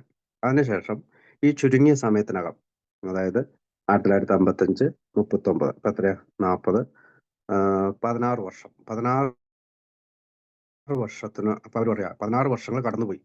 ഈ ചുരുങ്ങിയ സമയത്തിനകം ആൽക്കോളിക്സ് അനോണിമസ് 6000 ഗ്രൂപ്പുകൾ, അപ്പൊ 16 വർഷം കൊണ്ട് 6000 ഗ്രൂപ്പുകളും 1,50,000 മദ്യവിമുക്തരായ അംഗങ്ങളുമുള്ള സംഘടനയുമായി മാറിക്കഴിഞ്ഞു. അതിനകത്ത് കാനഡ പറയുന്നുണ്ട്, USA പറയുന്നുണ്ട്, വിവിധ പ്രദേശങ്ങൾ, കാനഡയിലും US-ലുമാണ് മെയിൻ ആയിട്ട് ആ സമയത്ത്. പിന്നെ ബ്രിട്ടീഷ് ദ്വീപുകള്, സ്കാൻഡിനോവിയൻ രാജ്യങ്ങള്, south Africa, south America, Mexico, Alaska, Australia, Hawaii, ഇവിടെയെല്ലാം പൊട്ടിപ്പൊളിച്ചിട്ടുണ്ട്. മൊത്തത്തിൽ പറഞ്ഞാൽ വളരെ ശുഭോർദാർഗമായ തുടക്കം. അപ്പൊ 16 വർഷം എന്ന് പറഞ്ഞാൽ നല്ലൊരു തുടക്കമാണ്. 50ഓളം രാജ്യങ്ങളിൽ അപ്പം എത്തിച്ചേർന്നു. അമേരിക്കൻ ഐക്യനാടുകളുടെ അധീനതയിലുള്ള പ്രദേശങ്ങളിലും ഇത് തുടക്കം കുറിച്ചു. ചില ഗ്രൂപ്പുകളൊക്കെ ഏഷ്യയിലും രൂപം കൊള്ളുന്നുണ്ട്. അത് ഒരു തുടക്കം മാത്രമാണെന്നും മുമ്പിലുള്ള മഹത്തായ ഒരു ഭാവിയുടെ ലക്ഷ്യമാണെന്നും ഞങ്ങളുടെ സുഹൃത്തുക്കൾ ഞങ്ങളെ പ്രോത്സാഹിപ്പിക്കുന്നുണ്ട്. അപ്പൊ ഈ ഞങ്ങളുടെ സുഹൃത്തുക്കൾ, അപ്പൊ എന്താണ് ആൽക്കോളിക്സ് അനോണിമസിന്റെ സുഹൃത്തുക്കൾ എന്ന് പറഞ്ഞാൽ നമുക്കറിയാം. ഡോക്ടർമാരുണ്ട്, പുരോഹിതരുണ്ട്, ഒരുപാട് പേരുണ്ട്. ഇപ്പൊ AA ഒരാളെ എത്തിക്കുന്നവരെല്ലാം നമ്മുടെ സുഹൃത്തുക്കളാണ്. അവർ ചിലപ്പോൾ ആൽക്കഹോളിക് ആവണമെന്നില്ല. അപ്പൊ നമുക്കറിയാം, കംസ് ഓഫ് ഏജ് ഒക്കെ വായിക്കുമ്പോൾ മുടി വെട്ടാൻ പോയ ഒരാള്, മുടി വെട്ട് ചെയ്യുന്ന ഹെയർ കട്ടർ അല്ലെങ്കിൽ സലൂൺ നടത്തുന്ന അയാൾ പറഞ്ഞതിനനുസരിച്ച് വന്നവരുണ്ട്. ഇറച്ചി മേടിക്കാൻ പോയ ആള് ഇറച്ചി വെട്ടുകാരൻ പറഞ്ഞിട്ട് വന്നവരുണ്ട്. അങ്ങനെ പല രീതിയിലാണ്. അപ്പൊ ഇവരെല്ലാം നമ്മുടെ സുഹൃത്തുക്കളാണ്. അപ്പൊ ഒഹായിലെ അക്രോണിൽ 1990 ജൂൺ മാസത്തിൽ ആദ്യത്തെ ഗ്രൂപ്പിന് ആരംഭം ഉരുത്തിരിഞ്ഞ് ഒരു ന്യൂയോർക്ക് സ്റ്റോക്ക് ബോക്കിന്റെ ഒരു അക്രോൺ ഡോക്ടറുടെ സംഭാഷണത്തിലാണ്. അപ്പൊ നമുക്കറിയാം, 2 പേരിൽ നിന്നാണ് മില്യൺസിലേക്ക് നമ്മൾ വന്നത്. നമ്മൾ പലപ്പോഴും പറയാറുണ്ട് 2 മില്യൺസ്, 2 പേരിൽ നിന്ന് ലക്ഷക്കണക്കിന് ആളുകളിലേക്ക്. അപ്പോൾ അടുത്ത പാരഗ്രാഫില് നമുക്ക് നോക്കുമ്പോൾ സ്റ്റെപ്പ് 4, 5, 6, 7 കാണാം. അതായത് അത് ഞാൻ ഒന്ന് വായിക്കാം. 6 മാസത്തിന് മുമ്പ്, അവിടെ നമ്മുടെ സ്റ്റെപ്പ് ഇതിനെപ്പറ്റി, അതായത് 1 പറ്റി പറയാതെ, 6 മാസത്തിന് മുമ്പ് തന്റെ മദ്യത്തോടുള്ള പെട്ടെന്നുണ്ടായ ഒരു ആത്മീയ അനുഭവത്തിൽ ഫലമായി ഒരു ഈ ബ്രോക്കർ രക്ഷപ്പെട്ടിട്ടുണ്ടായിരുന്നു. അപ്പൊ ബിൽഡബ്ല്യൂനെ പറ്റി പറയുന്നു. അക്കാലത്ത് ഓക്സ്ഫോർഡ് ഗ്രൂപ്പിൽപ്പെട്ട ഒരു അമിത മദ്യപാന രോഗിയെ തുടർന്ന് അയാൾ കണ്ടുമുട്ടി. ഡോക്ടർ വില്യം സിൽക്വർത്ത് എന്നിവരുള്ള മദ്യപാന ചികിത്സ വൈദഗ്ധ്യത്തിന്റെ ഡോക്ടറുടെ സഹായം കൂടി അയാൾക്ക് കിട്ടിയിരുന്നു. ഈ ഡോക്ടർ AA മെമ്പേഴ്സിനെ സംബന്ധിച്ചിടത്തോളം വൈദ്യശാസ്ത്ര രംഗത്തെ പുണ്യവാളനാണ്. നമുക്കറിയാം, സിൽക്വർത്തിനെ എപ്പോഴും നമ്മള് സെയിന്റ് എന്നാണ് വിളിക്കുന്നത്. അതായത് മദ്യാസക്തരുടെ പുണ്യവാളൻ എന്നാണ് വിളിക്കുന്നത്. അപ്പൊ അതൊരു പോയിന്റ് അവിടെ നിന്നുണ്ട്. പിന്നെ ഞങ്ങളുടെ സംഘടനയുമായി അദ്ദേഹത്തിന്റെ ആദ്യകാല ദിനങ്ങളെ കുറിച്ച് കഥ ഇതിന്റെ തൊട്ടടുത്തുള്ള പേജുകൾ ഉപയോഗിക്കാം. ഈ ഡോക്ടേഴ്സിന് ആൽക്കോളിസത്തിന്റെ കടുത്ത പ്രകൃതം, അതായത് 1-ാം പടി, ഇതിനെപ്പറ്റിയുള്ള ഭാഗങ്ങൾ ഡോക്ടർ സിൽക്വർത്തിന്റെ ഒരു ഭാഗം വരുമ്പോൾ നമുക്ക് വായിക്കുന്നുണ്ട്. സൂചിപ്പിച്ച ബ്രോക്കർ മനസ്സിലാക്കിയിട്ടുണ്ടായിരുന്നു, അതായത് നമ്മുടെ ബിൽഡബ്ല്യൂ മനസ്സിലാക്കിയിട്ടുണ്ടായിരുന്നു. അടുത്തത് ഓക്സ്ഫോർഡ് ഗ്രൂപ്പിന്റെ എല്ലാ സിദ്ധാന്തങ്ങളും അയാൾക്ക് യോജിപ്പെട്ടായിരുന്നില്ലെങ്കിൽ കൂടിയും പ്രത്യേകം ശ്രദ്ധിക്കണം, ഓക്സ്ഫോർഡ് ഗ്രൂപ്പ് ഇല്ലായിരുന്നെങ്കിൽ കൂടി ഒരു ധാർമ്മികമായ കണ്ടെത്തൽ, അതായത് മോറൽ സൈക്കോളജി എന്ന് പിന്നീട് സിൽക്വർത്ത് പറഞ്ഞ ധാർമ്മികമായ കണ്ടെത്തൽ. അപ്പൊ അവിടെ സ്റ്റെപ്പ് 4, വ്യക്തിപരമായ കുറ്റങ്ങളുടെ ഏറ്റുപറച്ചിൽ. സ്റ്റെപ്പ് 5, താൻ ഉപദ്രവിച്ചിട്ടുള്ള സമരസപ്പെടൽ. സ്റ്റെപ്പ് മറ്റുള്ളവർ, അത് 9, സ്റ്റെപ്പ് 9, മറ്റുള്ളവർക്ക് സഹായം ചെയ്യൽ. സ്റ്റെപ്പ് 12, ദൈവത്തോടുള്ള ആശ്രയത്വം. അത് നമുക്കറിയാം, സ്റ്റെപ്പ് 11. അപ്പൊ എന്നിവ അയാൾക്ക് ബോധ്യമുണ്ടായിരുന്നു. അപ്പൊ ഇതിനകത്ത് നമുക്ക് വേണമെങ്കിൽ 6, 7, കാരണം വ്യക്തിപരമായ കുറ്റങ്ങളുടെ ഏറ്റുപറച്ചിൽ വരുമ്പോഴത്തേക്ക് നമ്മളുടെ ഷോർട്ട് കമ്മിങ്സ് ഒക്കെ മാറ്റാനായിട്ട് പ്രാർത്ഥിക്കുന്നതിനും ഇതിനെ കുറിച്ചും നമുക്ക് വേണമെങ്കിൽ കൂട്ടിച്ചേർക്കാം. അപ്പൊ അത് ഒരു ചെറിയ പോയിന്റ് ആയിട്ട് അവിടെ നമുക്ക് മനസ്സിലാക്കിയത്. അടുത്ത പോയിന്റ്, അക്രോണിലേക്കുള്ള അയാളുടെ യാത്രയ്ക്ക് പോയി ബ്രോക്കർ ധാരാളം അമിതമദ്യപാനികൾ കൂടി കഠിനാധ്വാനം ചെയ്തു.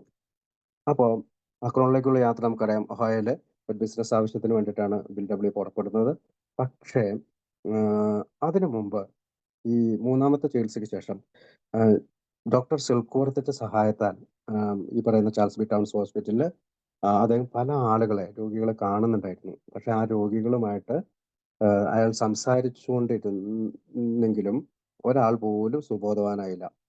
പക്ഷെ ബിൽഡബ്ല്യൂ 6 മാസം സുബോധവാനായി. അപ്പം ഈ സ്റ്റെപ്പ് 12 പറയുന്ന മറ്റുള്ളവരെ സഹായിക്കുക എന്നുള്ള ഒരു ആശയത്തില്, മറ്റുള്ളവർ സുഖപ്പെടുന്നില്ലേ എന്നുള്ളത് പ്രശ്നമല്ല, നമ്മൾ സുഖപ്പെടുന്നുണ്ട്. ഒരു അമിത മദ്യപാനം മാത്രമേ മറ്റൊരു അമിത മദ്യപാനം സഹായിക്കാനാവൂ എന്നായിരുന്നു അദ്ദേഹത്തിന്റെ വിശ്വാസ പ്രമാണം. പക്ഷേ സ്വയം സുബോധാവസ്ഥ നിലനിർത്തുന്നതിൽ മാത്രമേ അദ്ദേഹത്തിന് വിജയിക്കാൻ കഴിഞ്ഞുള്ളൂ. അതായത് മറ്റുള്ളവരെ സഹായിക്കുന്നതാണ് അദ്ദേഹത്തിന്റെ ഒരു വിശ്വാസ പ്രമാണം. അങ്ങനെയായിരുന്നു, മറ്റുള്ളവരെ സഹായിക്കുന്നതിലൂടെയാണ്. പക്ഷെ 6 മാസം കൊണ്ട് സ്വയം വിജയിക്കാൻ കഴിഞ്ഞു. തകർന്നു പോയ ഒരു ബിസിനസ് സംരംഭമായിട്ടാണ് ഈ ബ്രോക്കർ അക്രോണിലേക്ക് പോയത്. നമുക്കറിയാം ഒഹായോയിലെ മറ്റൊരു കമ്പനിയുടെ വോട്ടെടുപ്പിനും അതിനുമൊക്കെ വേണ്ടിയിട്ട് അത് ഒരുപാട് കഥയുണ്ട്. അപ്പോൾ കംസോഫിൽ അത് വായിക്കുമ്പോൾ നമുക്കറിയാം. അല്ലെങ്കിൽ പാസിറ്റോളിൽ അത് പറയുന്നുണ്ട്. താൻ വീണ്ടും ഈ തകർച്ച മൂലം കുടിക്കാൻ തുടങ്ങുമെന്ന് അയാൾ വല്ലാതെ ഭയപ്പെട്ടു. അതായത് ബിസിനസ് ആവശ്യത്തിന് വേണ്ടിയാണ് പോയത്. അക്രോണിൽ പോയി മറ്റൊരു അംഗം അല്ലെങ്കിൽ മറ്റൊരു ഇദ്ദേഹത്തിൻ്റെ കൂടെ സ്റ്റോക്ക് ബ്രോക്കറായിട്ട് പ്രവർത്തിച്ചിരുന്ന മറ്റൊരു അംഗമാണ് അങ്ങോട്ടേക്ക് വിടാൻ പറയുന്നത്. അങ്ങോട്ട് പോകും, അവിടെ ഒരു കമ്പനി ഉണ്ട്, അവിടെ പോയി വർക്ക് ചെയ്യാൻ പറയുന്നത്. പക്ഷെ വോട്ടെടുപ്പിൽ ഇദ്ദേഹത്തിന് അനുകൂലമായിട്ടൊന്നും വന്നില്ല. ഇദ്ദേഹം മൊത്തം തകർന്നു. മേഫീൽഡ് ഹോട്ടലിൽ നമുക്കറിയാം അങ്ങോട്ടും ഇങ്ങോട്ടും നടക്കുന്നതും BW വീണ്ടും കുടിക്കാനായിട്ട് താൻ വീണ്ടും ഈ തകർച്ച മൂലം കുടിക്കാൻ തുടങ്ങുമെന്ന് അയാൾ വല്ലാതെ ഭയപ്പെട്ടു. അപ്പോൾ മേഫീൽഡ് ഹോട്ടലിൽ വെച്ച് ഭയപ്പെടുന്നതൊക്കെ നമ്മൾ കാണുന്നുണ്ട്. അപ്പോൾ പ്രത്യേകിച്ച് നമ്മൾ മറ്റേ ചർച്ച് ഡയറക്ടറി 10 പേരെ വിളിക്കുന്നു. ആ 10 പേര് വിളിക്കുന്നു. ഒരാളുടെ പേരാണ് വാട്ടർ ടാങ്ക്സ് എന്ന് പറഞ്ഞ അച്ഛനെ വിളിക്കുന്നു. ആ അച്ഛനാണ് ഹെൻറിറ്റ സെപ്പർലിംഗ് എന്ന് പറയുന്ന സ്ത്രീയുമായി ബന്ധപ്പെടാനായിട്ടുള്ള നമ്പർ കൊടുക്കുന്നത്. ഹെൻറിറ്റ സെപ്പർലിംഗ് വഴിയാണ് അദ്ദേഹം അവിടെ അതായത് എന്തുകൊണ്ടാണ് ഈ 10 പേരെ വിളിക്കുന്നത്? താൻ സ്വയം രക്ഷപ്പെടണമെങ്കിൽ തന്റെ സന്ദേശം മറ്റൊരു അമിത മദ്യപാന രോഗിയിലേക്ക് എത്തിക്കണമെന്ന് അയാൾക്ക് പെട്ടെന്ന് ബോധ്യപ്പെട്ടു. ആ അമിത മദ്യപാന രോഗിയാകട്ടെ അക്രോണിലെ ഒരു ഡോക്ടറായിരുന്നു. അപ്പോൾ ഡോക്ടർ ബോബിന്റെ അടുത്തേക്ക് എത്തിപ്പെടുന്ന ആര് വഴിയാണ്? ഹെൻറിറ്റ സെപ്പർലിംഗ്. ഹെൻറിറ്റ സെപ്പർലിംഗ് ആരാണ്? ഓക്സ്ഫോർഡ് ഗ്രൂപ്പിന്റെ ഒരു മെമ്പറാണ്. ഡോക്ടർ ബോബ് ആ കാലത്ത് ഹെൻറിറ്റ സെപ്പർലിംഗുമായിട്ട് ഓക്സ്ഫോർഡ് ഗ്രൂപ്പിൽ പോകാറുണ്ടായിരുന്നു. ഇവരെല്ലാവരും ഒരു ഗ്യാങ് ആയിരുന്നു. പക്ഷെ ഡോക്ടർ ബോബ് തുടർച്ചയായി കുടിച്ചുകൊണ്ടിരിക്കുകയായിരുന്നു. അതായത് ഓക്സ്ഫോർഡ് ഗ്രൂപ്പിൽ പോകുന്നുണ്ടെങ്കിലും പലപ്പോഴും അദ്ദേഹത്തിന് കൂടി നിർത്താൻ കഴിഞ്ഞില്ല. പല സമയത്തും ഫാസ്റ്റിങ്ങും ഉപവാസവും ഒക്കെ ഉള്ള പ്രയറും ഒക്കെ ഉള്ളതാണ് ഈ ഓക്സ്ഫോർഡ് ഗ്രൂപ്പിന്റെ പല ഗ്രൂപ്പ് മീറ്റിങ്ങുകളും. ഓക്സ്ഫോർഡ് ഗ്രൂപ്പിനെ പറ്റി പറയുമ്പോൾ ശരിക്കും അതൊരു ദൈവത്തെ പ്രൊജക്ട് ചെയ്തുകൊണ്ട്, അല്ലെങ്കിൽ ഏതെങ്കിലും ഒരു മതവിശ്വാസത്തെ പ്രൊജക്ട് ചെയ്തുകൊണ്ടുള്ളതല്ല എന്നാണ് പാസിറ്റോളിൽ BW പറയുന്നത്. അവിടെ ഒരു ജാതി മതോ അതിൻ്റെ ഒരു ഐഡിയൽ ആയിട്ടുള്ള ഒരു പടമോ ഒന്നും വെച്ചിരുന്നില്ല. അച്ഛന്മാർ അവിടെ വന്നിരുന്ന സാംഷുമാക്കർ പോലും സാധാരണ വസ്ത്രത്തിലാണ് വന്നിരുന്നതെന്നൊക്കെ പറയുന്നുണ്ട്. അപ്പൊ അടുത്തത്, ഈ ഡോക്ടർ നിരന്തരമായ ആത്മീയ മാർഗങ്ങൾ തന്റെ അമിത മദ്യപാന ധർമ്മ സങ്കടത്തിനുള്ള പരിഹാരമായി കണ്ടിരുന്നു. അതായത് ഡോക്ടർ ബാബു ഒരുപാട് ആത്മീയ മാർഗങ്ങൾ, അതായത് അത് ഉദ്ദേശിക്കുന്നത് ഈ ഫാസ്റ്റിങ്, പ്രയർ, ഈ പറയുന്ന ഓക്സ്ഫോർഡ് ഗ്രൂപ്പിലെ സ്ഥിരമായ പോക്ക്, ഇതൊക്കെയാണ്. അതിൽ പരാജയപ്പെട്ടിരുന്നു. പക്ഷെ അമിത മദ്യപാന രോഗത്തെക്കുറിച്ച് ഡോക്ടർ സിൽക്വർത്ത് വിവരണം നൽകി കഴിഞ്ഞപ്പോൾ ഈ ഡോക്ടർ മുമ്പൊരിക്കലും സമാഹരിക്കാൻ കഴിഞ്ഞിട്ടില്ലാത്ത ആഗ്രഹത്തോടുകൂടി തന്റെ കഷ്ടത്തിനുള്ള മരുന്നായി ആത്മീയ മാർഗം പിന്തുടരാൻ തീരുമാനിച്ചു. അപ്പൊ സിൽക്വർത്തിൽ നിന്ന് കിട്ടിയ ആശയമാണ് BW ഇയാളുമായിട്ട് പങ്കുപ്പെട്ടത്. നമ്മൾ ഓർക്കുന്നുണ്ട്, നിങ്ങളൊരു സുവിശേഷ പ്രചാരകനെ പോലെ ആകാതെ ഈ രോഗത്തിന്റെ അതികഠിനമായ അലർജിയെക്കുറിച്ചും ക്രേവിനിങ്ങിനെ കുറിച്ചും ഒക്കെ പറയാനായിട്ടാണ് പരാതി പറഞ്ഞ BWനോട് സിൽക്വർത്ത് ആവശ്യപ്പെടുന്നത്. അപ്പൊ അദ്ദേഹത്തിന്റെ കയ്യിൽ നിന്ന് കിട്ടിയ ആദ്യത്തെ ആശയം പ്രയോഗിച്ചത് എവിടെയാണ്? ഡോക്ടർ ബോബിന്റെ അടുത്താണ്. അദ്ദേഹം സുബോധവനായി തീർന്നു. പിന്നീട് ഒരിക്കലും കുടിച്ചിരുന്നില്ല. അപ്പൊ ഡോക്ടർ ബോബ് പിന്നീട് 1950 തന്റെ മരണം വരെ അദ്ദേഹം പിന്നീട് കുടിച്ചിരുന്നില്ല. 15 വർഷമാണ് ആൽക്കഹോളിക്സ് അനോണിമസിന്റെ ഉള്ളിൽ അദ്ദേഹം പ്രവർത്തിച്ചത്. അപ്പോൾ അടുത്തത് ആ പാരഗ്രാഫിൽ തന്നെ, ഒരു ആൽക്കഹോളിക്ക് മറ്റൊരു ആൽക്കഹോളിക്കുമായുള്ള തീവ്രമായ പ്രവർത്തനം സ്ഥിരമായ രോഗശമനത്തിന് വളരെ പ്രധാനമാണെന്നും ഇത് സൂചിപ്പിച്ചു. അതായത് ഒരു ആൽക്കഹോളിക്കിന് ഒരു ആൽക്കഹോളിക് അല്ലാത്ത ഒരാൾക്ക് കഴിയുന്നതിനേക്കാൾ കൂടുതലായി മറ്റൊരു ആൽക്കഹോളിക്കിനെ സ്വാധീനിക്കാൻ കഴിഞ്ഞുവെന്ന് ഇത് തെളിയിക്കുന്നതായി കാണപ്പെട്ടു. അപ്പോൾ ഒരാൾ അതായത് നമ്മൾക്ക് അതായത് ഒരു ആൽക്കഹോളിക് ആണെന്ന്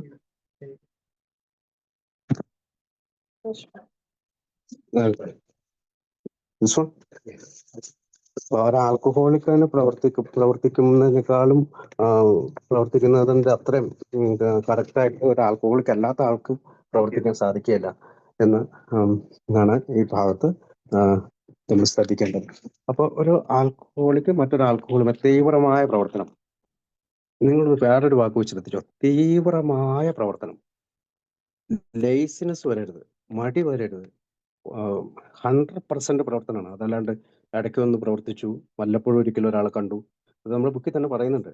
വല്ലപ്പോഴും ഒരിക്കലുള്ള ദയാപൂർണമായ പ്രവൃത്തി പോരാ, സ്ഥിരമായ നമ്മൾ പ്രവർത്തിക്കണം എന്നൊക്കെ പറഞ്ഞുകൊണ്ട് BWന്റെ ഒരു പാരഗ്രാഫ് ഒക്കെ ഉണ്ടല്ലോ. അപ്പൊ സ്ഥിരമായ രോഗശമനത്തിന് വളരെ പ്രധാനമാണ് തീവ്രമായ പ്രവർത്തനം. അപ്പൊ തീവ്രമായ എന്നുള്ള വാക്ക് ക്രോസ് ചെയ്തിരുന്നത് വളരെ നല്ലതാണ്. അടുത്ത പാരഗ്രാഫ്, അങ്ങനെ അക്രോൺ സിറ്റി ഹോസ്പിറ്റലിൽ എത്തിച്ചേർന്ന അമിത മദ്യപാന രോഗികൾക്ക് വേണ്ടി ഈ രണ്ടുപേരും ഏതാണ്ട് ആവശ്യത്തോടെ പ്രവർത്തിച്ചു. പിന്നീട് പറയുന്നത് എന്താണ്? ഡോക്ടർ ബോബിന് സന്ദേശം കിട്ടി. മേപ്പിളയർ ഹോട്ടലിൽ നിന്ന് വിളിച്ച് ഇദ്ദേഹത്തിന് ഈ മെസ്സേജ് എല്ലാം കിട്ടിയതിന് ശേഷം ഇവർ അക്രോൺ സിറ്റി ഹോസ്പിറ്റലിൽ എത്തിച്ചേർന്ന് മദ്യപാന രോഗികൾക്ക് വേണ്ടി പ്രവർത്തിക്കാൻ തുടങ്ങി. മദ്യപാനം കൊണ്ട് തകർന്നടിഞ്ഞ ഒരു മനുഷ്യരായിരുന്നു ഇവരുടെ ആദ്യത്തെ ഇര. അപ്പൊ നമുക്കറിയാം ബിൽഡിയാണ് അടുത്ത തേർഡ് മെമ്പർ എന്ന് പറയുന്നത് ബിൽഡിയാണ്. ഈ ബിൽഡിയുടെ അടുത്തേക്കാണ് അത് ആദ്യത്തെ ഇര, ഇവരുടെ രണ്ടുപേരുടെ ആദ്യത്തെ ഇര എന്ന് പറയുന്നത് ബിൽഡിയാണ്. പെട്ടെന്ന് സുഖം പ്രാപിക്കുകയും മൂന്നാമത്തെ മെമ്പറായി തീരുകയും ചെയ്തു. അയാൾ പിന്നീട് ഒരിക്കലും കുടിച്ചിട്ടില്ല. അത് പ്രത്യേകം പറഞ്ഞിട്ട് പിന്നീട് ഒരിക്കലും കുടിച്ചിട്ടില്ല. 1935 വേനൽക്കാലം മുഴുവൻ അക്രോണിലെ ഈ ജോലി അവർ തുടർന്നു. അപ്പൊ 1935 ഇവർക്ക് ഈ സന്ദേശം കിട്ടിയ ആ കാലം മുതൽ അവർ ഈ ജോലി തുടർന്നു. പരാജയങ്ങളുടെ കഥകളും ഒട്ടേറെ ഉണ്ടായിരുന്നു. എന്നാൽ ചിലപ്പോഴൊക്കെ ഹൃദ്യമായ വിജയവും ഉണ്ടായി. അപ്പൊ വേറൊരു കാര്യം ശ്രദ്ധിക്കുക, നമ്മൾ ആൽക്കഹോളിക്കുകളായിട്ട് പിരിക്കുമ്പോൾ പല പരാജയങ്ങളും ഉണ്ടാവും. പക്ഷെ ചിലപ്പോഴൊക്കെ ഹൃദയപൂർണമായ വളരെ സന്തോഷം തോന്നിക്കുന്ന വിജയങ്ങളുണ്ടായി. 1935 അവസാനത്തോടുകൂടി ഈ ബ്രോക്കർ ന്യൂയോർക്കിലേക്ക് മടങ്ങുമ്പോൾ ആദ്യത്തെ എ ഗ്രൂപ്പ് യഥാർത്ഥത്തിൽ രൂപം പ്രാപിച്ചു കഴിഞ്ഞിരുന്നു. ആരും അതിനെക്കുറിച്ച് ബോധവാന്മാരായിരുന്നില്ലെങ്കിലും. നമുക്കറിയാം ഫ്ലൈയിങ് ബ്ലൈൻഡ് പീരീഡ് എന്ന് പറഞ്ഞാൽ 1935 മുതൽ 1939 വരെയുള്ള നമ്മുടെ ഫെലോഷിപ്പിനെ പറയുക. അതായത് നമ്മൾ അന്ധകാരത്തിലൂടെ നടക്കുകയായിരുന്നു. അപ്പോൾ നമുക്ക് പേരില്ല, ഒരു ഗ്രൂപ്പ് ഓഫ് ഡ്രങ്ക്സ് എന്നാണ് നമ്മളെ വിളിച്ചുകൊണ്ടിരുന്നത്. അപ്പോൾ അവിടെ ആരും അതിനെക്കുറിച്ച് ബോധവാന്മാരായിരുന്നെങ്കിലും എ ഗ്രൂപ്പ് യഥാർത്ഥത്തിൽ രൂപം പ്രാപിച്ചു കഴിഞ്ഞു. അപ്പോൾ പിന്നെ ഇയാള് ന്യൂയോർക്കിലേക്ക് അപ്പൊ വേറൊരു കാര്യം കൂടി ശ്രദ്ധിച്ചോ, ന്യൂയോർക്ക് ഗ്രൂപ്പ് അല്ല എ ഗ്രൂപ്പ്. ആദ്യത്തെ എ ഗ്രൂപ്പ് എവിടെയാണ്? അക്രോണിലാണ് ആദ്യത്തെ A group. First A group അക്രോണിലാണ്. അപ്പോൾ രണ്ടാമത്തെ ചെറിയ ഗ്രൂപ്പ് ന്യൂയോർക്കിൽ രൂപം പ്രാപിച്ചു. അടുത്തത് അപ്പൊ ന്യൂയോർക്ക് ഗ്രൂപ്പ് സെക്കൻഡ് ഗ്രൂപ്പാണ്. അതിന് പുറമെ ചിലയിടങ്ങളിലായി ചിതറിക്കിടന്നിരുന്ന അമിത മദ്യപാന രോഗികൾ തങ്ങൾക്ക് അക്രോണിൽ നിന്നും ന്യൂയോർക്കിൽ നിന്നും ലഭിച്ച അടിസ്ഥാന തത്വങ്ങൾ മൂലം മറ്റു പല നഗരങ്ങളിലും എ ഗ്രൂപ്പുകൾ ഉണ്ടാക്കുവാനായി ശ്രമിച്ചുകൊണ്ടിരുന്നു. അതായത് ഈ ന്യൂയോർക്കിൽ നിന്നും അക്രോണിൽ നിന്നും പല സ്ഥലങ്ങളിലേക്ക് ടൂറ് പോകുന്നവര്, പല സ്ഥലങ്ങളിൽ ബിസിനസ് ആവശ്യത്തിനായിട്ട് പോകുന്നവര്, അവരെല്ലാം സ്വയം ആ ഗ്രൂപ്പിൽ ചെല്ലുമ്പോൾ അല്ലെങ്കിൽ ആ സ്ഥലത്ത് ചെല്ലുമ്പോൾ ഒരു ഗ്രൂപ്പ് ഉണ്ടാക്കാനായിട്ട് ശ്രമിച്ചു. അങ്ങനെയാണ് അടുത്ത ഗ്രൂപ്പ്, തേർഡ് ഗ്രൂപ്പ് ഏതാ? ക്ലേവ്ലാൻഡ് അല്ലെ? അവിടെയാണ് അടുത്ത ഗ്രൂപ്പ് ഉണ്ടായത്. അപ്പൊ 3 group. First group Akron, second group New York, third group Cleveland. അങ്ങനെ പിന്നീട് എല്ലായിടത്തേക്ക് വ്യാപിച്ചു. അപ്പോൾ അടുത്ത പാരഗ്രാഫ് പറയുന്നത് 1937 അവസാനമായപ്പോഴേക്കും വ്യക്തമായ സുബോധാവസ്ഥയിലുള്ള ആളുകളുടെ എണ്ണം ഒരു പുതിയ വെളിച്ചം അമിത മദ്യപാന രോഗികളുടെ ഇരുണ്ട ലോകത്തേക്ക് കടന്നു വന്നിട്ടുണ്ടായിരുന്നു എന്ന് ബോധ്യപ്പെടുത്തുന്ന തരത്തിലായിരുന്നു. അപ്പോൾ പിന്നീട് നമ്മുടെ പുസ്തകത്തെ കുറിച്ചാണ് പറയുക. അതായത് 1939 വസന്തകാലത്ത് ഈ വസന്തകാലം ഈ പുസ്തകത്തിന്റെ പ്രസിദ്ധത്തോടെ ഫലപ്രാപ്തിയിലെത്തി. അതായത് പ്രവർത്തനങ്ങൾ മുഴുകിക്കൊണ്ടിരുന്ന ഗ്രൂപ്പുകൾക്ക് തങ്ങളുടെ സന്ദേശം അദ്വിതീയമായ അനുഭവം ലോകത്തിന് മുമ്പിലേക്ക് അവതരിപ്പിക്കാൻ ഇതാണ് സമയമെന്ന് തോന്നി. അപ്പോഴേക്കും മൊത്തം അംഗസംഖ്യ സ്ത്രീകളും പുരുഷന്മാരും അടക്കം ഏതാണ്ട് 100ഓളമായി കഴിഞ്ഞിരുന്നു 1939. പുതിയതായി ചിറകുമുളച്ച ഈ പേരില്ലാ സമൂഹം അതിന്റെ തന്നെ പുസ്തകത്തിന്റെ പേരായ ആൽക്കഹോളിക്സ് അനോണിമസ് എന്ന് വിളിക്കാൻ തുടങ്ങി. അപ്പൊ നമുക്ക് പേരുണ്ടായിരുന്നില്ല. നമ്മുടെ പുസ്തകം 1939 ഏപ്രിൽ പ്രസിദ്ധീകരിച്ചു കഴിഞ്ഞപ്പോൾ നമ്മൾ ആ പുസ്തകത്തിന്റെ തന്നെ പേര് നമ്മൾ സ്വീകരിച്ചു. അതിന്റെ പേരാണ് ആൽക്കഹോളിക്സ് അനോണിമസ്. അന്ധമായി മുന്നോട്ട് കൊണ്ടിരുന്നു. ഞാൻ പറഞ്ഞു ഫ്ലൈയിങ് ബ്ലൈൻഡ് പീരീഡ് എന്നാണ്. അന്ധമായി മുന്നോട്ട് പോയിക്കൊണ്ടിരുന്ന കാലഘട്ടം അവസാനിച്ചു. എപ്പോഴാണ് അവസാനിച്ചത്? 1939 ഏപ്രിൽ. അതിന്റെ പ്രാരംഭഘട്ടത്തിൽ ഒരു പുതിയ അവസ്ഥയിലേക്ക് പ്രവേശിക്കുകയും ചെയ്തു. അപ്പോൾ ഈ പുസ്തകത്തിന്റെ പ്രകാശനത്തിൽ ഒരുപാട് കാര്യങ്ങൾ സംഭവിക്കാൻ തുടങ്ങി. അപ്പൊ ഈ പുസ്തകത്തിന്റെ പ്രകാശത്തോടു കൂടിയാണ് നമുക്ക് നമ്മുടെ ഫെലോഷിപ്പിന് ഒരുപാട് കാര്യങ്ങൾ സംഭവിക്കാൻ. ഡോക്ടർ ഹാരി എമേഴ്സൺ ഫോർഡ്സിക് എന്ന പ്രസിദ്ധനായ വൈദികൻ, അതൊരു സുവിശേഷ പ്രചാരകനാണ്, അതിനെ അവലോകനം ചെയ്യുകയും അംഗീകരിക്കുകയും ചെയ്തു. അപ്പൊ ഈ ഹാരി എമേഴ്സന്റെ ഇത് നമ്മുടെ ഈ പുസ്തകത്തിന്റെ അവസാന ഭാഗത്ത് ഉണ്ട്.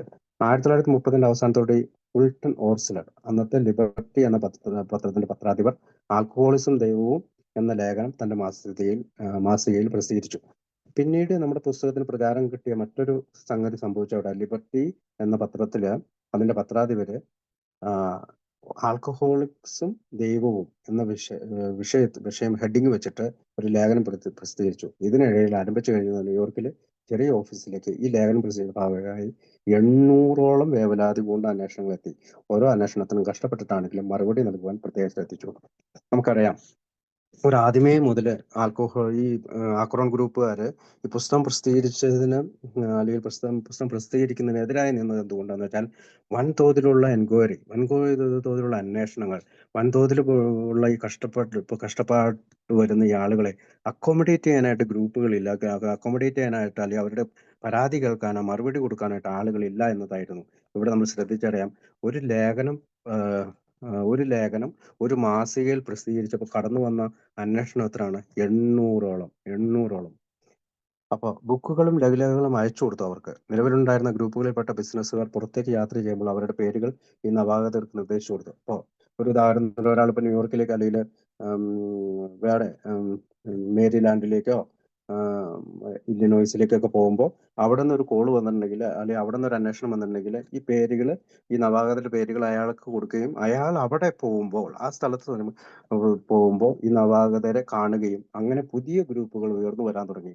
എല്ലാവർക്കും അത്ഭുതം പകർന്നുകൊണ്ട് എയുടെ സന്ദേശം എഴുത്തുകളിലൂടെയും അതുപോലെ തന്നെ വാമൊഴികളിലൂടെയും പ്രചരിപ്പിക്കാമെന്ന് കണ്ടു.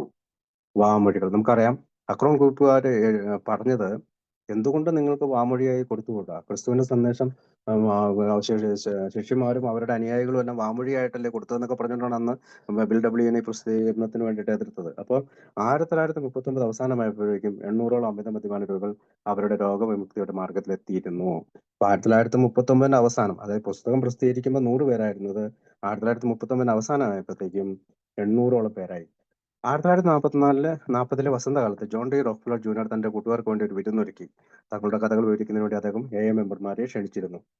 ഈ വാർത്ത ലോകമെമ്പാടും പരതും നിരവധി അന്വേഷണങ്ങൾ പ്രവഹിക്കാൻ തുടങ്ങി. നമുക്കറിയാം ജോൺ ഡി റോക്ക്ഫെല്ലർ ആണ് ആ കാലത്ത് ജോൺ ഡി റോക്ക്ഫെല്ലർ ജൂനിയർ ആ കാലത്തെ ഏറ്റവും വലിയ ധനികനായ, ലോകത്തിലെ ഏറ്റവും വലിയ ധനികനായ മനുഷ്യനാണ്. അദ്ദേഹത്തിന്റെ സുഹൃത്തുക്കൾക്കായി ഒരു വിരുന്നൊരുക്കി. അപ്പൊ തങ്ങളുടെ കഥകൾ അവിടെ വന്ന് വിവരിക്കാനായിട്ട് അംഗങ്ങളെ അവർ ക്ഷണിച്ചു. നിരവധി ആളുകൾ ആൽക്കോളിക്സ് അനോണിമസ് എന്ന പുസ്തകത്തിന് വേണ്ടി പുസ്തകശാലയിൽ എത്തുന്നു. 1941 മാർച്ചോടുകൂടി അംഗസംഖ്യ 2000-ലേക്ക് എത്തി. 1939, 1940, 1940 2 വർഷം കൊണ്ട് 2000-ലേക്ക് കുതിച്ചു കയറി. അങ്ങനെ ഇരിക്കെ സാറ്റർഡേ ഈവനിങ് പോസ്റ്റ്, നമുക്കറിയാം സാറ്റർഡേ ഈവനിങ് പോസ്റ്റ് എന്ന പത്രത്തിൽ ജാക്ക് അലക്സാണ്ടർ ഒരു ലേഖനം എഴുതുകയും കുറിച്ച് ശക്തമായൊരു ചിത്രം പൊതുജന സമ്മേളനം അവതരിപ്പിക്കുകയും ചെയ്തു. ഇതിനോട് അനുബന്ധിച്ച് 2012 ആമീർ ഖാന്റെ സത്യമേവ ജയതേ എന്ന് പറയുന്ന തിങ്ക് ബിഫോർ യു ഡ്രിങ്ക് എന്ന് പറയുന്ന ഒരു പ്രോഗ്രാമില് നമുക്ക് 900 എഴുത്തുകളും അതിനേക്കാൾ ഉപരിയായിട്ട് ധാരാളം ഫോൺ കോളുകളൊക്കെ കിട്ടിയതായി ഞാൻ ഓർക്കുന്നുണ്ട്. അപ്പൊ അതിനെ സത്യമേവ ജയതേനെ നമ്മുടെ ഈ സാറ്റർഡേ ഈവനിങ് പോസ്റ്റിന്റെ ലേഖനത്തോടു ആണ് നമ്മുടെ വെബ്സൈറ്റില് താരതമ്യം ചെയ്തിരിക്കുന്നത്. തൽഫലമായി അപ്പൊ ഞാൻ വീണ്ടും ഇങ്ങോട്ട് പോവാണ്. അത് ലേഖനം ജാക്ക് അലക്സാണ്ടറുടെ സാറ്റർഡേ ഈവനിങ് പോസ്റ്റ് 1941 മാർച്ച്. തൽഫലമായി രോഗവിമുക്തി ആഗ്രഹിക്കുന്ന അമിത മദ്യപാനിയുടെ ഒരു പ്രവാഹം തന്നെ ഞങ്ങളിലേക്ക് ഉണ്ടായി. 1941 അവസാനമായപ്പോഴേക്കും എഐയുടെ 8,000-ഓളം അംഗങ്ങൾ ഉണ്ടായി കഴിഞ്ഞു. 1941 അവസാനം ആയപ്പോഴത്തേക്കും 1941 മാർച്ച്, ജനുവരി, ഫെബ്രുവരി, മാർച്ച് അപ്പോഴത്തേക്കും 2000 ആയി. പക്ഷെ 41 അവസാനം ആയപ്പോഴത്തേക്കും വീണ്ടും 8,000-ഓളം അംഗങ്ങൾ ഉണ്ടായി കഴിഞ്ഞു. ഗ്രൂപ്പുകൾ മുളച്ചു പൊന്തുന്ന പ്രക്രിയ അതിന്റെ പൂർണ്ണതയിലെത്തി. ഒരു ദേശീയ സ്ഥാപനമായി മാറിക്കഴിഞ്ഞിട്ടുണ്ടായിരുന്നു. അപ്പോൾ അവിടെ അതാണ് ശ്രദ്ധിക്കേണ്ടത്. അപ്പൊ ഞങ്ങളുടെ സംഘടന പിന്നീട് ഒരു ഭയാനകവും ആവേശകരവുമായ കൗമാരാവസ്ഥയിലെത്തി. നമുക്കറിയാം 1900 ഇത് അഭിമുഖീകരിക്കുന്ന പരീക്ഷണം ഇതായിരുന്നു. ഇതുവരെ ഉദ്ദേശ ലക്ഷ്യങ്ങളൊന്നും തിരിഞ്ഞ അമിത മദ്യപാനികൾക്ക് കണ്ടുമുട്ടാനും ഒരുമിച്ച് വിജയകരമായി പ്രവർത്തിക്കാനും കഴിയുമോ? അംഗത്വത്തെക്കുറിച്ചും നേതൃത്വത്തെക്കുറിച്ചും പണത്തെക്കുറിച്ചും സംബന്ധിച്ച് വഴക്കുകൾ ഉണ്ടാകില്ലേ? ഇപ്പോൾ സ്ഥാനത്തിന് വേണ്ടിയും അധികാരത്തിന് വേണ്ടിയും നമ്മൾ ട്രഡീഷൻ 1 ആട്ടോ അവിടെ ഉദ്ദേശിക്കുന്നത്. അതായത് ഒന്നാമത്തെ ഇപ്പൊ നമ്മുടെ ഐക്യത്തെ കുറിച്ചാണ്. അപ്പൊ സ്ഥാനത്തിന് വേണ്ടിയും അധികാരത്തിന് വേണ്ടിയും വടംവലികൾ ഉണ്ടാകില്ലേ? മതഭിന്നതകളുടെ പേരിൽ ചിഹ്ന ഭിന്നമാക്കപ്പെടില്ലേ? താമസിയാതെ പല ഗ്രൂപ്പുകളിലെ പ്രശ്നങ്ങൾ ഉണ്ടായി. പക്ഷേ ഭയപ്പെടുന്നതും നിരുത്സാഹപ്പെടുത്തുന്നതുമായ ഈ അനുഭവത്തിലും അംഗങ്ങൾ ഒത്തൊരുമിച്ച് നിന്ന് മുന്നോട്ട് പോകുമെന്നും പിന്നീടായി നിന്നാൽ തകർന്നു പോകുമെന്നുള്ള ദൃഢനിശ്ചയം ഉണ്ടായിരുന്നു. ഒന്നുകിൽ ഞങ്ങൾക്ക് ഞങ്ങളുടെ കൂട്ടായ്മ കൂട്ടിയോജിപ്പിക്കുകയോ അല്ലെങ്കിൽ രംഗത്ത് നിന്ന് മറയുകയോ ചെയ്യേണ്ടി വന്നു. ശ്രദ്ധിച്ചോ? അതായത് ഒന്നുകിൽ ഞങ്ങൾക്ക് ഈ കൂട്ടായ്മ കൂട്ടിയോജിപ്പിക്കേണ്ടി വന്നു, അല്ലെങ്കിൽ അവിടെ നിന്നും മറയുകയോ ചെയ്യേണ്ടി വന്നു. ട്രഡീഷൻ 1. അടുത്തത്, ഒരു അമിത മദ്യപാനികൾക്ക് ജീവിക്കാൻ ആവശ്യമായ തത്വങ്ങൾ ഞങ്ങൾ കണ്ടെത്തിയിട്ടുണ്ടായിരുന്നത് പോലെ ഗ്രൂപ്പുകളും മൊത്തത്തിലുള്ള നിലനിർത്തുന്നതിനും ഫലപ്രദമായി പ്രവർത്തിക്കുന്നതിനും ആവശ്യമായ തത്വങ്ങൾ ഞങ്ങൾക്ക് ആവിഷ്കരിക്കേണ്ടതുണ്ടായിരുന്നു. അമിത മദ്യപാന വ്യവസ്ഥയോ പുരുഷനോ ഞങ്ങളുടെ സംഘടനയിൽ നിന്ന് തിരസ്കരിക്കപ്പെടരുതെന്ന് ഞങ്ങൾ നിഷ്കർഷിച്ചു. ട്രഡീഷൻ 3 ആണ് അവിടെ ഉദ്ദേശിക്കുക. ട്രഡീഷൻ 3. അതുപോലെ തന്നെ ഞങ്ങളുടെ നേതാക്കൾ സേവനം ചെയ്യുകയോ ആരെയും പരിക്കുമെന്ന് നിശ്ചയിക്കപ്പെട്ടു. ട്രഡീഷൻ 2. ഓരോ ഗ്രൂപ്പും പരമാധികാരമുള്ളവരായിരിക്കണമെന്നും ചികിത്സ മുതലായവ ഞങ്ങൾ നടത്തരുതെന്നും തീരുമാനിക്കപ്പെട്ടു. ട്രഡീഷൻ 8. യാതൊരു വിധത്തിലുള്ള ഫീസോ ബാധ്യതകളോ ഇല്ല. ഞങ്ങളുടെ ചെലവുകൾ ഞങ്ങളുടെ തന്നെ സംഭാവന നിർവഹിക്കണമെന്നും തീരുമാനിച്ചു. ട്രഡീഷൻ 7. ഞങ്ങളുടെ നമ്മുടെ സെൽഫ് സപ്പോർട്ടിംഗ്, സ്വയം പിന്തുണ. അപ്പോൾ ഞങ്ങളുടെ ചെലവുകൾ ഞങ്ങളുടെ തന്നെ സംഭാവനകൾ നിർവഹിക്കുന്ന തീരുമാനിക്കും. അപ്പോൾ ട്രഡീഷൻ 7 ഞങ്ങളുടെ സർവീസ് സെന്ററുകളിൽ പോലും ചെറിയ തോതിലുള്ള സംഘടനാ സ്വഭാവ പാടുകളെന്ന് തീരുമാനിച്ചു. ട്രഡീഷൻ 9 പാരമ്പര്യം 9 അത്. പൊതുജനവുമായുള്ള ബന്ധത്തിൽ മെമ്പർമാരെ കൂടുതലായി പ്രേർക്കാൻ ചെയ്യുന്നതിനേക്കാൾ അവരെ ആകർഷിക്കാൻ തത്വത്തിൽ ഞങ്ങൾ വിശ്വസിച്ചു. ആകർഷിക്കൽ ട്രഡീഷൻ 11 പത്രങ്ങളിലും റേഡിയോയിലും ടിവിയിലും സിനിമയിലുമൊക്കെ എല്ലാ അംഗങ്ങളും അനാമധേയത്വം വെച്ച് പുലർത്തണമെന്ന് നിഷ്കർഷിച്ചു. ട്രഡീഷൻ 12 അനോണിമിറ്റി ഒരു സാഹചര്യത്തിലും പുറമേ നിന്നുള്ള കാര്യങ്ങൾക്ക് അംഗീകാരം കൊടുക്കുകയോ മറ്റ് സംഘടനകളുമായി യോജിച്ച് പൊതുവിവാദങ്ങൾ ഏർപ്പെടുകയോ ചെയ്ത് ഞങ്ങൾ നിശ്ചയിച്ചു. ട്രഡീഷൻ 6 അതാണ് അവിടെ പറയാം. അപ്പൊ ഈ പുസ്തകത്തിന്റെ 564 പേജ് വിവരിക്കുന്ന മട്ടിലുള്ള ഞങ്ങളുടെ 12 പാരമ്പര്യ തത്വങ്ങളുടെ സത്ത ഇതാണ്. നമുക്കറിയാം മലയാളം ബുക്കിൽ 564 ബേസിക് ടെസ്റ്റിലല്ല 564 പേജ് ഉണ്ട്. അതിനകത്താണ് പാരമ്പര്യങ്ങൾ പ്രസിദ്ധീകരിച്ചത്. ഈ തത്വങ്ങൾക്കൊന്നും ഒരു നിയമത്തിന്റെ ശക്തിയിലായിരുന്നെങ്കിലും 1950 വ്യാപകമായി ഇവ അംഗീകരിക്കപ്പെട്ടു. യഥാർത്ഥത്തിൽ ട്രഡീഷൻ എന്ന് പറയുന്നത് നിയമമാണെങ്കിലും നമുക്ക് ഒരു നിയമത്തിന്റെ ശക്തി ഇല്ലെങ്കിലും അത് വ്യാപകമായി നമ്മൾ എല്ലാവരും അംഗീകരിക്കുന്ന ഒരു സത്തയാണത്. അപ്പൊ ഞങ്ങളുടെ 12 പാരമ്പര്യ തത്വങ്ങളുടെ സത്ത ഇതാണ്. ഈ തത്വങ്ങൾക്കൊന്നും ഒരു നിയമത്തിന്റെ ശക്തിയില്ല, പക്ഷെ വ്യാപകമായി അംഗീകരിക്കപ്പെട്ടു. ക്ലീവ്ലാൻഡിൽ അപ്പൊ നമുക്കറിയാം 1950 കൂടിയാണ് വ്യാപകമായി അംഗീകരിക്കപ്പെട്ടത്. 35 തുടങ്ങിയ പ്രസ്ഥാനം കൗമാരദശയിലെ 15ാമത്തെ വർഷത്തിലാണ് അംഗീകരിക്കപ്പെടുന്നത്. അതായത് പാരമ്പര്യം ക്ലീവ്ലാൻഡിൽ ചേർന്ന ആദ്യത്തെ ഇന്റർനാഷണൽ കോൺഫറൻസിലെ 7 തത്വങ്ങൾ അംഗീകരിക്കപ്പെട്ടു. അപ്പൊ നമ്മൾ 1950 നമ്മുടെ ട്രഡീഷൻ പ്രസിദ്ധീകരിച്ചതെന്ന് നമ്മൾ അതായത് 15 വയസ്സായപ്പോൾ ഏക്ക് 15 വയസ്സായി ഇപ്പൊ കൗമാരദശയിലേക്ക് എത്തിച്ചേർന്നപ്പോഴാണ് നമ്മുടെ ട്രഡീഷൻ പ്രസിദ്ധീകരിച്ചത്. ക്ലീവ്ലാൻഡിൽ ചേർന്ന ആദ്യത്തെ ഇന്റർനാഷണൽ കോൺഫറൻസ് 7 തത്വങ്ങൾ അംഗീകരിക്കപ്പെട്ടു.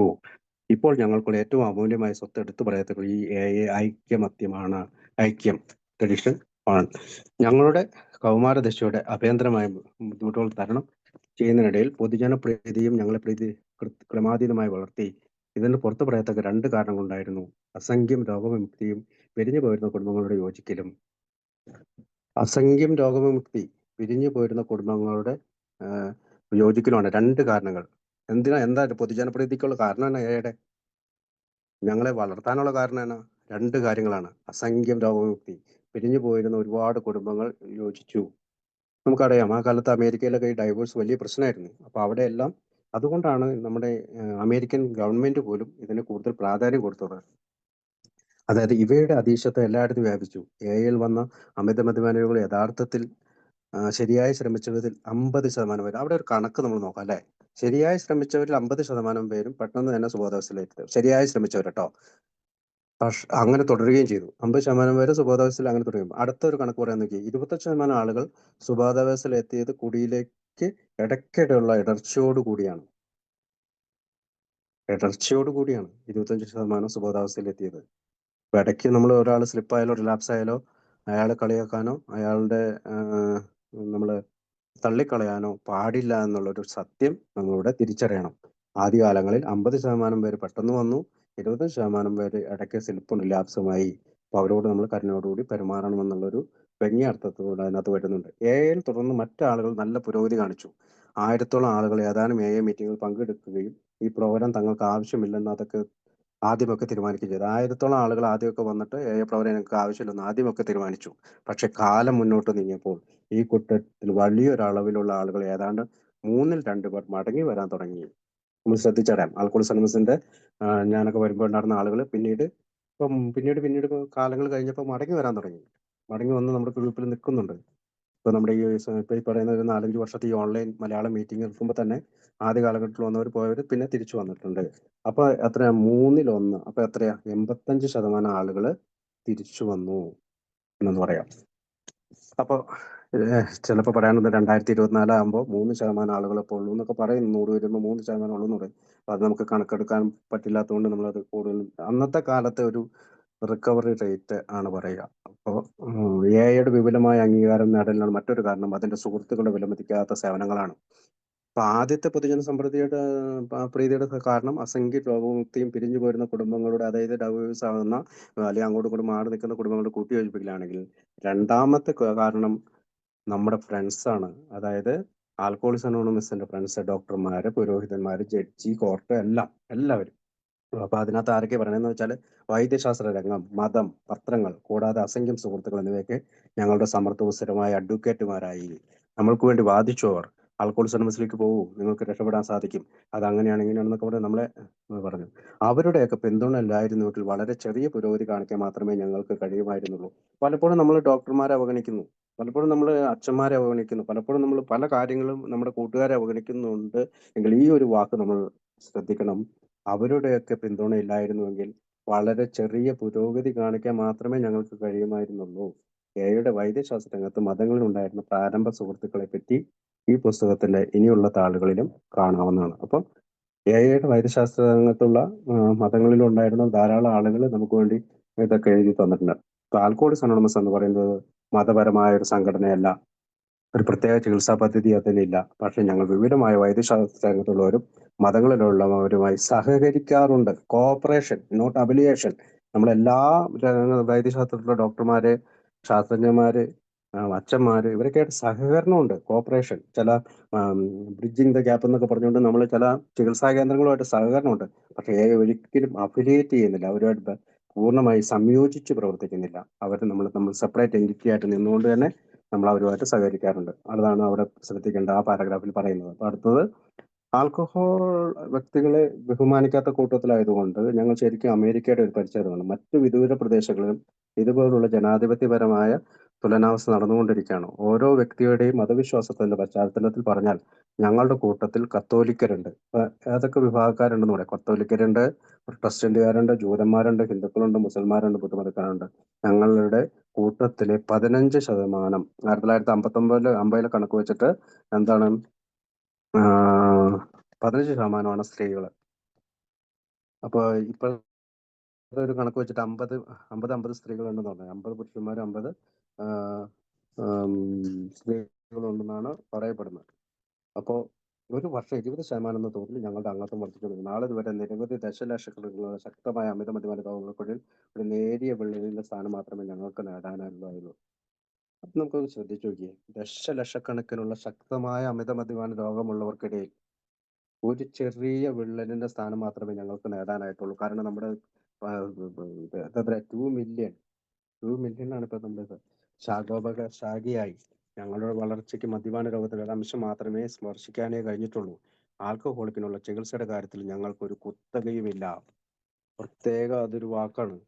ചികിത്സ എന്ന് പറഞ്ഞ പരിപാടിയിൽ നമുക്കൊരു കുത്തകയില്ല. ആ ചികിത്സയാണെന്നുള്ളത്, ഈ ചികിത്സയാണ്, അങ്ങനെയൊന്നുമില്ല. ഇപ്പോഴും ഒരു ഉത്തരം കണ്ടെത്തിയിട്ടില്ലാത്തവർ ആരെങ്കിലും ഉണ്ടെങ്കിൽ അവർക്ക് ഈ പുസ്തകത്തിന്റെ താളുകളിലേക്ക് ഇത് കണ്ടെത്താമെന്നും പുതിയ സ്വാതന്ത്ര്യത്തിന്റെ പാതയിൽ ഞങ്ങളോടൊപ്പം ചേരാമെന്നും ഞങ്ങൾ പ്രതീക്ഷിക്കുകയാണ് ചെയ്യുക. അപ്പോൾ സ്വാതന്ത്ര്യം എന്താണ് പറയുക? Happy, choice and free. ഇതാണ് ഈ പുസ്തകം നമുക്ക് തരുന്നത്. ഇതാണ് അത്രയും ആമുഖത്തിന്. അപ്പൊ നമുക്ക് ഒരുപാട് ട്രഡിഷൻ പറയുന്നുണ്ട്, കോപ്പറേഷനെ പറ്റി പറയുന്നുണ്ട്, നോട്ട് അഫിലിയേഷനെ പറ്റി പറയുന്നുണ്ട്, സ്ത്രീകളുടെ കാര്യങ്ങൾ പറയുന്നുണ്ട്, ആദ്യകാലങ്ങളിൽ എത്ര പുരോഗതി ഉണ്ടെന്ന് പറയുന്നുണ്ട്, അക്രോൺ ഗ്രൂപ്പിനെ പറ്റി പറയുന്നുണ്ട്, ന്യൂയോർക്ക് ഗ്രൂപ്പിനെ പറ്റി പറയുന്നുണ്ട്, ഒരുപാട് കാര്യങ്ങൾ. പിന്നെ നമ്മുടെ ക്ലേവ്ലാൻഡ് ബിൽഡിനെ പറ്റി പറയുന്നുണ്ട്, ക്ലേവ്ലാൻഡിനെ പറ്റി പറയുന്നുണ്ട്. പിന്നെ മാൽപസ്, അതായത് ഒരു അമിത മദ്യപാനം മറ്റൊരു മദ്യപാനം സഹായിക്കുന്നതിനുള്ള കാര്യം. അതായത് ഒരു മദ്യാസക്തന് മാത്രമേ മറ്റൊരു മദ്യാസക്തന്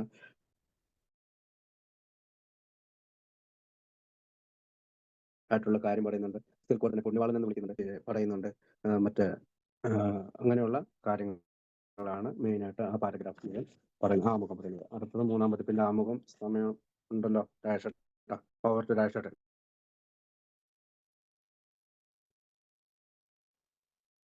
ഹലോ,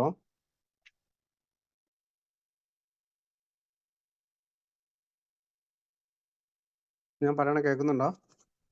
കേൾക്കാം ചേട്ടാ. 3-ാം പതിപ്പിന്റെ ആമുഖം വായിക്കണം. ഹലോ സുജേട്ടോ, വായിക്കടാ. 3-ാം പതിപ്പിന്റെ ഹലോ. 3-ാം പതിപ്പിന്റെ ആമുഖം 1976 മാർച്ചിൽ ഈ 3-ാം പതിപ്പ് പ്രസിൽ എത്തുമ്പോൾ ലോകത്താകമാനം ആൽക്കഹോളിക്സ് അനോണിമസ് ഏതാണ്ട് 90 രാജ്യങ്ങളിലായി 28,000 ഗ്രൂപ്പുകളിൽ 10 ലക്ഷം അംഗങ്ങൾ ഉണ്ടായിരിക്കും. അമേരിക്കൻ ഐക്യനാട് മിഡ് നൈറ്റ് സ്റ്റാറിൽ ഞാനാ മോഡറേറ്റ് ചെയ്യുന്നത്. അതിനകത്ത് ഷിബു ചേട്ടൻ മറ്റേ ബിഗ് ബുക്കിനെ പറ്റി വിശദീകരിക്കുക.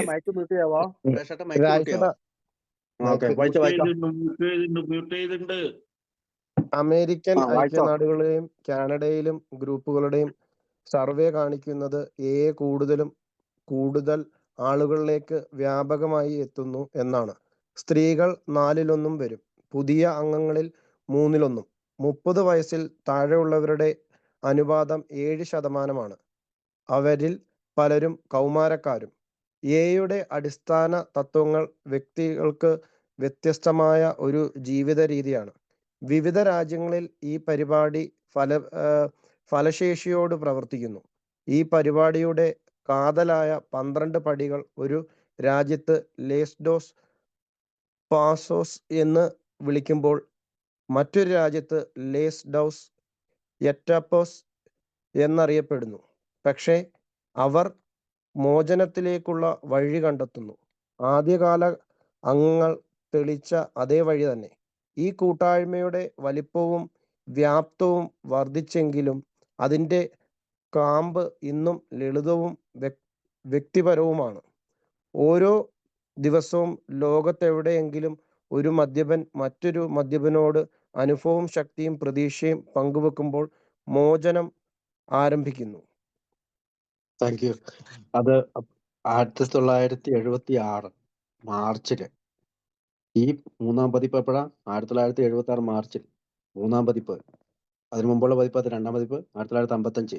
ആദ്യത്തെ പതിപ്പ് 1939, 1939, 1955, 1976. അപ്പൊ 3-ാം പതിപ്പിന്റെ ആണ് ഇത് പതിപ്പ് പ്രസിലെത്തുമ്പോൾ ലോകത്താകമാനം ആൽക്കഹോളിസം അനോണിമസിൽ ഏതാണ്ട് 90 രാജ്യങ്ങളിലായി 28,000 ഗ്രൂപ്പുകളിൽ 10 ലക്ഷം അംഗങ്ങൾ ഉണ്ടായിരുന്നു. ഇപ്പൊ നമുക്ക് ഏകദേശം 1,21,000 ഗ്രൂപ്പുകളും 2 മില്യൺ 21 ലക്ഷം അംഗങ്ങളാണ് ഇപ്പോൾ ഉള്ളത്.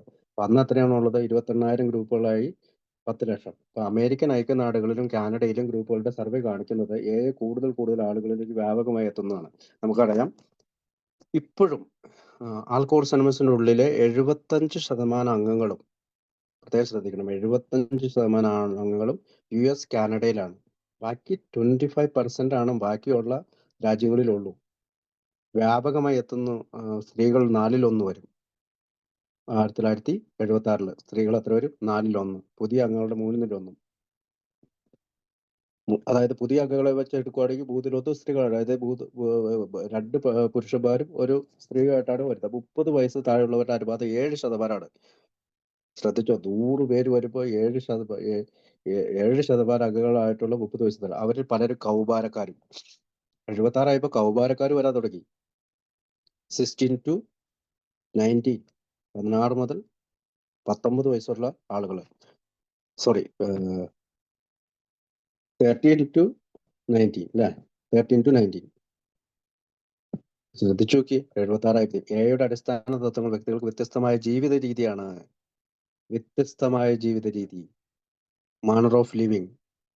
വിവിധ രാജ്യങ്ങളിൽ ഈ പരിപാടി ഫലശേഷിയോടെ പ്രവർത്തിക്കുന്നു. ഈ പരിപാടിയുടെ കാതലായ 12 പടികൾ രാജ്യത്ത് ലോസ് ഡോസ് പാസോസ്, പാസിറ്റോൺ എന്നുള്ള അർത്ഥത്തിലാണ്. ഇന്ന് വിളിക്കപ്പെടുമ്പോൾ മറ്റൊരു രാജ്യത്ത് ലേസ് ഡൗസ് എറ്റാപ്പോസ് എന്നറിയപ്പെടുന്നു. പക്ഷേ അവർ മോചനത്തിലേക്കുള്ള വഴി കണ്ടെത്തുന്നു. അപ്പൊ ഫ്രഞ്ച്, വേറെ ഏതെങ്കിലും ഭാഷ, സ്പാനിഷ് ആയിട്ടൊക്കെയാണല്ലോ പറയണേ. പക്ഷെ അവർ മോചനത്തിലേക്കുള്ള വഴി കണ്ടെത്തുന്നു. റിക്കവറി. ആദ്യകാല അംഗങ്ങൾ തെളിച്ച അതേ വഴി തന്നെ, വേറെ വഴിയൊന്നുമല്ല. 1935 ആദ്യകാല അംഗങ്ങൾ വിളിച്ച അതേ വഴി തന്നെ.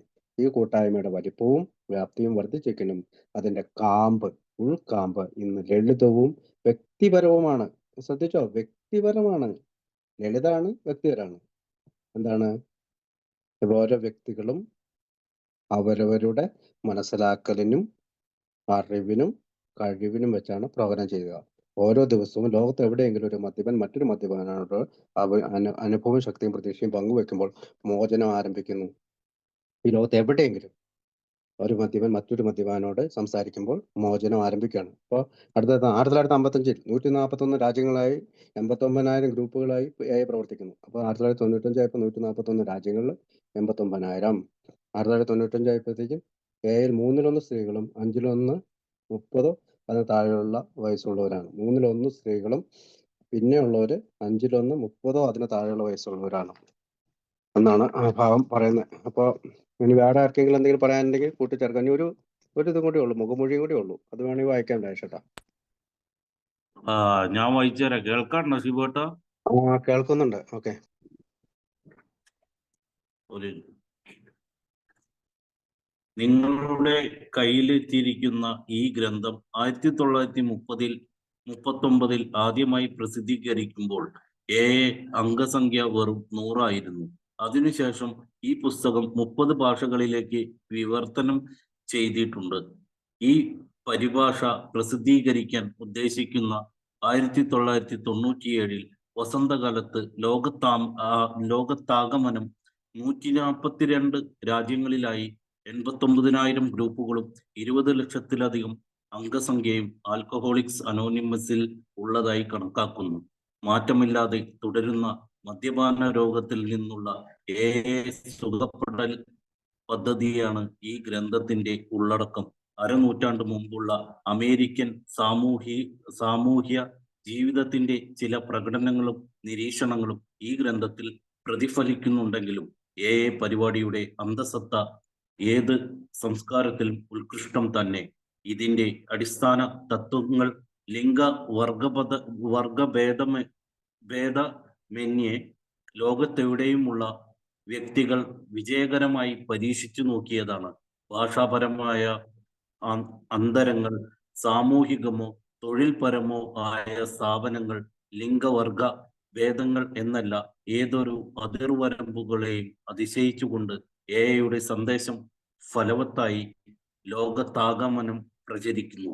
സ്നേഹത്തിൽ വേരൂന്നിയ വേദനയുടെ ഈ സന്ദേശം ചുറ്റുപാടുകളുടെയും പാരമ്പര്യത്തിന്റെയും ചാബല്യങ്ങളെ അതിജീവിക്കുന്നു.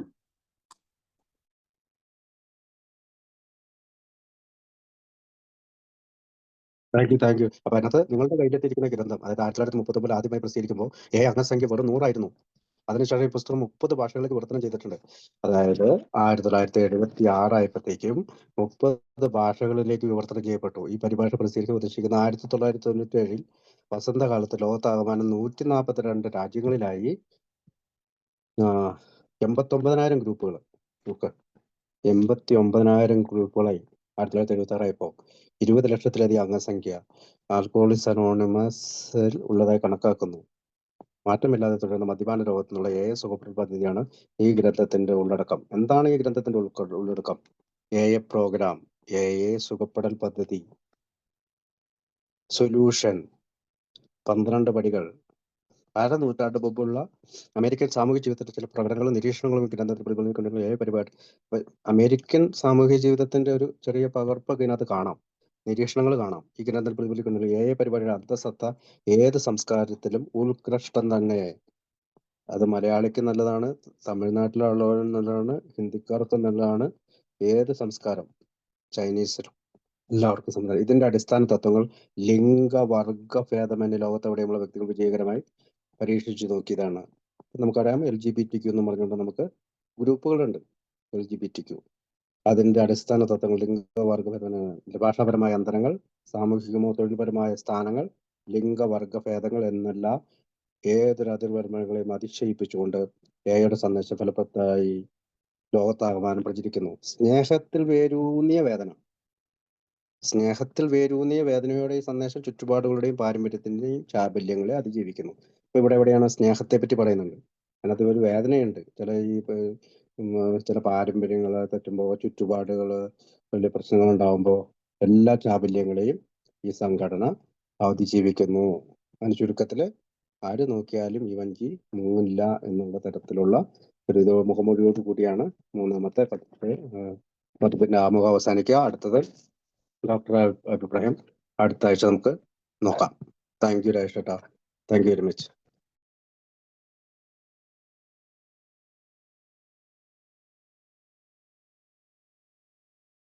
വേറെ ആർക്കെങ്കിലും എന്തെങ്കിലും? വിനയേട്ടൻ വല്ല കൂട്ടിച്ചേർക്കാനുണ്ടോ? വിനയേട്ടൻ പോയോ? ബിജോയ് ഉണ്ടോ? ബിജോയ് ഇല്ലല്ലോ. ബിജോയ് വരുമെന്ന് പറഞ്ഞു. വിനയേട്ടൻ എന്തെങ്കിലും കൂട്ടിച്ചേർക്കാവോ? ഞാൻ പറഞ്ഞ കേൾക്കാവോ? ഹലോ, ഞാൻ പറയുന്നത് കേൾക്കാവോ? കേൾക്കാം.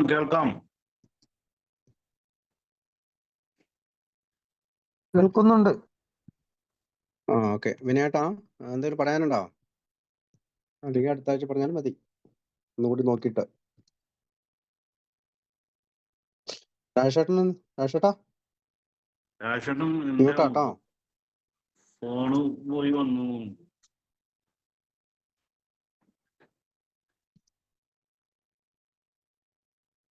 മീറ്റിംഗ് അവസാനിപ്പിക്കാൻ സമയമായി. ആരൊന്നും സംസാരിക്കില്ലേ? നമുക്ക് മീറ്റിംഗ് പ്രാർത്ഥനയോടുകൂടി അവസാനിപ്പിക്കാം. ഞാൻ പ്രാർത്ഥിക്കാം. ആരും വെച്ച് പ്രാർത്ഥിക്കാവോ? പ്രാർത്ഥിക്കാം ചേട്ടാ. ജോളിച്ചു പ്രാർത്ഥിച്ചോ. പ്രാർത്ഥന. ദൈവമേ, മാറ്റുവാൻ പറ്റാത്തവയെ പറ്റാത്തവയെ സ്വീകരിക്കുവാനുള്ള പ്രശാന്ത മനസ്സുതയും മാറ്റുവാൻ പറ്റുന്നവയെ മാറ്റുവാനുള്ള ധൈര്യവും ഇവയെ തമ്മിൽ വേർതിരിച്ചറിയുവാനുള്ള വിവേകവും ഞങ്ങൾ